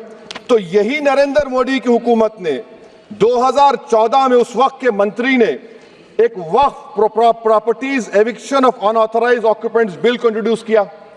आपने विड्रॉ कर लिया 2024 में उसको। क्यों विड्रॉ किया सर आपने? जब आप मान रहे थे कि एंक्रोचमेंट हो रहा है तो आपने बिल को विड्रॉ कर लिया। अच्छा सर, अब वक्फ बाय यूजर को आपने निकाल दिया, माने कंडीशन क्या लगाए कि अगर उसमें डिस्प्यूट होगा और गवर्नमेंट प्रॉपर्टी होगी। सर डिस्प्यूट तो है, मिसाल के तौर पर मोहिबुल्लाह साहब जिस मस्जिद के इमाम है, पार्लियामेंट के सामने मस्जिद है सर, 123 प्रॉपर्टीज में मस्जिद है, डिस्प्यूट चल रहा है। कल कलेक्टर या डिस्ट्रिक्ट ऑफिसर बोलेगा कि भाई साहब ये गवर्नमेंट प्रॉपर्टी है, स्टिकर लगा दिया जाएगा, मस्जिद बंद, गवर्नमेंट प्रॉपर्टी हो गई, होगी ना सर। अब ये बताइए, आप जब से यहां पर पूरे बीजेपी रूलिंग पार्टी हमको ज्ञान दे रहे हैं कुछ नहीं होगा, कुछ नहीं होगा, मैं दलील के साथ बता रहा हूं आपको। ये मस्जिद दिल्ली गवर्नमेंट बोलती हमारी है, वक्फ दिल्ली वक्फ बोलता हमारी है, तो सर वक्फ बाय यूजर, अगर मैं अपनी गवर्नमेंट के खिलाफ वक्फ बोर्ड वक्फ बाय यूजर इस्तेमाल नहीं करेगा तो क्या है सर। अच्छा, ये अमेंडमेंट जब हो जाएगा तो मुझे कहने दीजिए सर, सिर्फ प्राचीन मंदिरों की हिफाजत होगी, मस्जिदों की नहीं होगी। अब सर आप आ जाइए, अगर डिस्प्यूट मेरा एंशिएंट मॉन्यूमेंट से वक्फ का, एक मिसाल दे रहा हूं, दिल्ली में 172 वक्फ प्रॉपर्टीज एएसआई कंट्रोल में है, मैं तो हार ही गया वो, क्योंकि मेरे पास डॉक्यूमेंट नहीं है। आप कह रहे हैं कि डॉक्यूमेंट चढ़ाओ, अगर मेरा गवर्नमेंट से डिस्प्यूट चल रहा है मैं तो क्लेम ही नहीं कर सकता, क्योंकि आप जज बनेंगे, आप ही फैसला करेंगे, और जब तक आप फैसला नहीं करते वो वक्फ की प्रॉपर्टी नहीं होगी, वो प्रोविजन डाल दिया आपने। अच्छा, अगर मेरा डिस्प्यूट एनक्रोचर से होगा सर, तो एनक्रोचर में तो आपने तो 107 को डिलीट कर दिया, आप रातों रात खाबिज को, एनक्रोचर को मालिक बना रहे हैं। सर मैं ये पूछना चाहता हूं आपके जरिए हुकूमत से, एक मुंबई में एक बहुत बड़े दौलतमंद है, खोजा बरादरी का यतीम खाना था, उन्होंने 2004 या 5 में 22 करोड़ में खरीद लिया। वो केस सुप्रीम कोर्ट में कि आप उनको मालिक बनाना चाहती है लिमिटेशन एक्ट अप्लाई करके, हमको बताइए, हम जानना चाह रहे हैं। और सच्चर कमेटी ने सर 2007 में कहा कि दिल्ली के 123 प्रॉपर्टीज की मार्केट वैल्यू 6000 करोड़ की। आज हम 2025 में आ गए, क्यों आप उन प्रॉपर्टीज के खिलाफ पड़े हुए? 1976 में उस वक्त के वजीर आजम इंदिरा गांधी लेटर दिखा, इसको आप दे दीजिए, मगर आप उसको मानने को तैयार नहीं है। तो सर और एक जो झूठ फैलाया जा रहा है, management empowerment efficient development, sir this bill takes any management from the hands of Muslims, disempowers the waqf in comparison to any other stakeholder, takes away the efficiency of administration and hampers development. Waqf disempowerment in the name of efficiency, inefficiency is being created. The progress of development from pre-independence till today is sought to be destroyed. Sir अभी हमारे home minister साहब ने फजल पुकाया case का जिक्र किया। Sir मैं आपसे गुजारिश करूंगा कि होम मिनिस्टर जरा अच्छे लोगों को रखकर इंफॉर्मेशन ले, फजल पुकाया का ऑबिटर क्या है? इट इज ऑबिटर, वो रेशियो डिसेंडेंटाई नहीं है जो आपने कहा है। अच्छा सर, शेड्यूल ट्राइब के बारे में कहा, क्या शेड्यूल ट्राइब में मुसलमान नहीं होते? शेड्यूल कास्ट में नहीं होता मुसलमान, शेड्यूल ट्राइब में मुसलमान होता। तो क्या आर्टिकल 25 मेरा चला गया, आर्टिकल 26 चला गया, आर्टिकल 14 चला गया, 15 चला गया, 29 चला गया? लक्षद्वीप का एक मुसलमान एमपी है, क्या उसको राइट नहीं है क्योंकि ट्राइबल है? क्या कह रहे हैं आप? इस ऐवान को क्यों गुमराह कर रहे हैं आप शेड्यूल ट्राइब के नाम पर? सर और एक चीज जो आपको बता रहा हूं सर, अब आप जब आर्टिकल 26 से मेरा सोर्स है, तो आप सेंट्रल वक्फ काउंसिल में 22 में से 10-11 आप नॉन मुस्लिम को बना सकते हैं, रिलीजन न्यूट्रल आपने कह दिया, और आप बनाएंगे, क्यों बनाएंगे आप? स्टेट वक्फ बोर्ड में 7 नॉन मुस्लिम होंगे और 4 मुसलमान, क्यों होंगे? क्योंकि आप लॉ में 95 में डायरेक्ट मैनेजमेंट में ले सकते हैं 5 साल के लिए। आप वक्फ बाय यूजर को आप कलेक्टर डिस्ट्रिक्ट ऑफिसर बोलेगा ये वक्फ की प्रॉपर्टी नहीं है, तो वो वक्फ बोर्ड खामोश बैठ जाएगा, कुछ एक्शन ही नहीं लगा, क्योंकि वो आपके प्यादे हैं। अच्छा, जब आप नॉमिनेट करेंगे सर मैं मोदी गवर्नमेंट के खिलाफ नो कॉन्फिडेंस ला सकता हूं, मगर वक्फ बोर्ड का चेयरमैन जो नॉमिनेट होगा उसके खिलाफ नो कॉन्फिडेंस नहीं ला सकते, हम बिल्कुल नहीं ला सकते। क्या मजाक है बताइए आप? ये डेमोक्रेसी है। नॉमिनेट भी स्टेट गवर्नमेंट करेगी, वो अगर डिक्टेटर बन जाएगा जैसा आज भारत में हो रहा है तो वो भी नहीं हटेगा। कम से कम यहां पर तो इलेक्शन है, वहां पर तो आप 5 साल झेलते रहो उसको। अच्छा सर, अब ये जो क्लॉज 11 और क्लॉज 9 आप 16AA से देखिए, where the qualification of the members of the board has been limited only to 3 categories. contained in 14(1)(c). Intention is very clear that the majority is to be packed with non-Muslims. So who will defend my interests, sir? If I cannot depend on the State Waqf Board, Central Waqf Council, which are going to comprise non-Muslims, this in itself is a clear violation of Article 26, 14 and 15, sir. अच्छा sir, CO पहले 95 act में था कि word मुस्लिम, आपने गायब कर दिया उसको। अरे आखिर क्यों इतनी नफरत है आपके लफ्ज मुसलमान से? अच्छा फिर क्या कह रहे हैं आप कि ये भी आर्टिकल 26 का वायलेशन है। सब जितने हिंदू धर्म के प्रॉपर्टीज हैं, सिख धर्म के हैं, बौद्ध के हैं और आपके जैन के, वहां पर उन्हीं के मजहब का ऑफिसर होगा। और कहां पर नहीं होगा? वक्फ बोर्ड में। Waqf board is a pure religious institution, इसको समझने की जरूरत है। तो आप ये कर दे रहे हैं सर। अच्छा सर, आप देखिए, अब आप आ जाइए ये ट्राइब्यूनल पर। मुझे समझ में नहीं आया सर कि हमारे होम मिनिस्टर वजीर दाखिला ने क्या कह दिया कि 2013 का जो कानून है वो नहीं बनता तो हम नहीं लेके आते। मैं बड़े अदब के साथ उनसे पूछना चाह रहा हूं कि क्या उस वक्त राजनाथ सिंह साहब, अडवाणी साहब, हमारी लेट सुषमा स्वराज, ये बड़े बड़े नेता यहां बैठे थे? आपने यूनानिमस उस कानून को पास करवा दिया। कीर्ति आजाद थे उस वक्त, अब यहां बैठे हैं वो टीएमसी में। तो क्या आप गलत थे या वो गलत थे? हमको बता दीजिए, आप बता दीजिए। क्योंकि अगर अडवाणी आपके लिए बहुत बड़ा नेता है, मेरे लिए नहीं हो सकते, आपके लिए आपने पद्मश्री दिया उनको। मोहतरमा सुषमा स्वराज की जबरदस्त तकारीर का मैं कायल हूं, वो बैठकर उस 2013 को यूनानिमस पास कर दिए। मुझे कंफ्यूजन है कि क्या अमित शाह, नरेंद्र मोदी बड़े हैं या अडवाणी बड़े हैं? आपके लिए आप तय कर लीजिए। अच्छा सर, आपके tribunal sir, railway Clements tribunal, NGT tribunal, income tax, वैसे 14-15 ट्राइब्यूनल है, हिंदू एंडोमेंट का ट्राइब्यूनल, सबका अपील नहीं होती, रिव्यू होता है। गृह मंत्री सरकार कह रही है कि नहीं, रोक दिए, रोक लगा। कैसे रोक लगाते हैं? रिव्यू और अपील में तो फर्क होता है ना सर। आप ही कह रहे हैं कि पूरे कोर्ट्स में बैकलॉग है और आप अपील कर रहे हैं। अच्छा सर, रिटायर्ड डिस्ट्रिक्ट जज 95 में सिटिंग डिस्ट्रिक्ट जज था, जो एडमिनिस्ट्रेटिव कंट्रोल था सीजीआई से, आप उसको निकाल दिए। अच्छा सर, अब आप अभी हमारे मंत्री साहब ने कहा trust, sir Shri Sai Baba trust 2004, वो ये कहता है जो ऑफिसर उसमें काम करता है उसको साई बाबा का डिवोटी होने चाहिए और उसको डिक्लेरेशन लिख के देना पड़ेगा। यहां पर हो रहा तो यहां पर क्यों नहीं हो रहा? अच्छा सर, आप फिर देख लीजिए, ये आपका हो गया सर। हाँ, अब अमित शाह साहब ने सेक्शन 2A के बारे में कहा और उन्हें इस बात का इकरार कर लिया कि दाऊदी बोहरा के लिए ये बनाया गया है।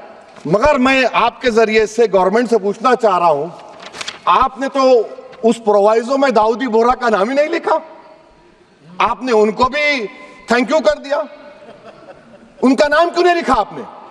और सर, और गवर्नमेंट क्या कर रही है? आप मुस्लिम समाज में जो बेकार किस्म के लोग हैं उनको एक रास्ता बना रहे हैं, एग्जिट दिखा रहे हैं कि तुम्हें वक्त से बचना है तो तुम्हें ट्रस्ट बना लो। ये क्या कर रहे हैं सर आप? कम से कम उन दाऊदी बोहरा को आप दे देते। अच्छा sir, clause 3V section 36 clause 18 देख लीजिए। Oral Waqf, oral appointment has sought to be discontinued even though it is recognized practice in Islam. Muslim personal law is recognized oral waqf and 1937 Shariat Application Act.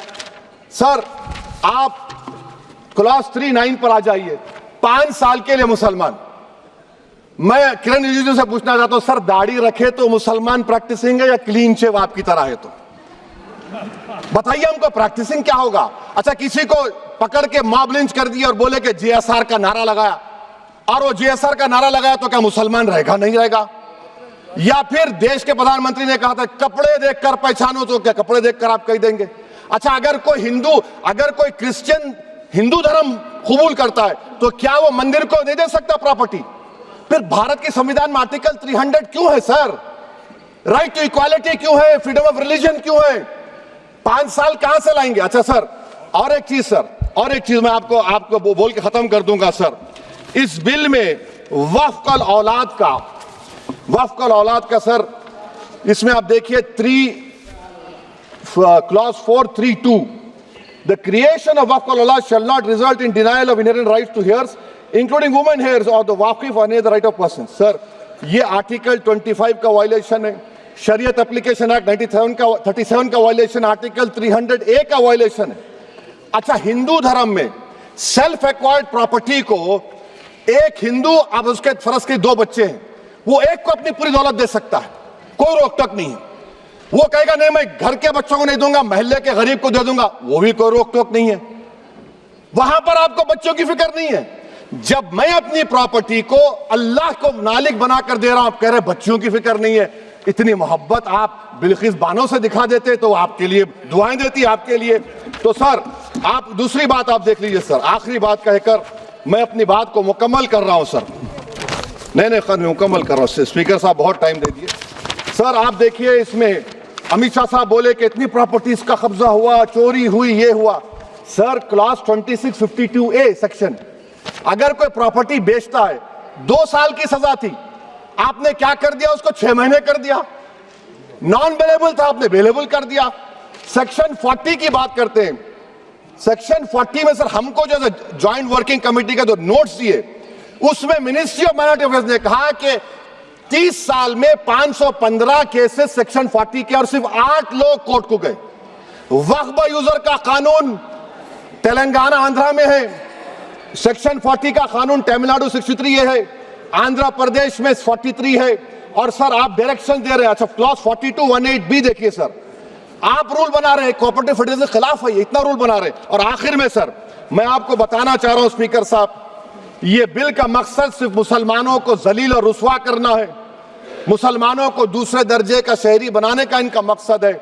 Sir अगर आप history को पढ़ेंगे तो महात्मा गांधी उस वक्त के व्हाइट अफ्रीका में सफेद फार्म अफ्रीका के कानून को महात्मा गांधी ने कहा था कि ये मेरा कॉन्शियंस इसको मानता नहीं, मैं इस कानून को कबूल नहीं करता हूं।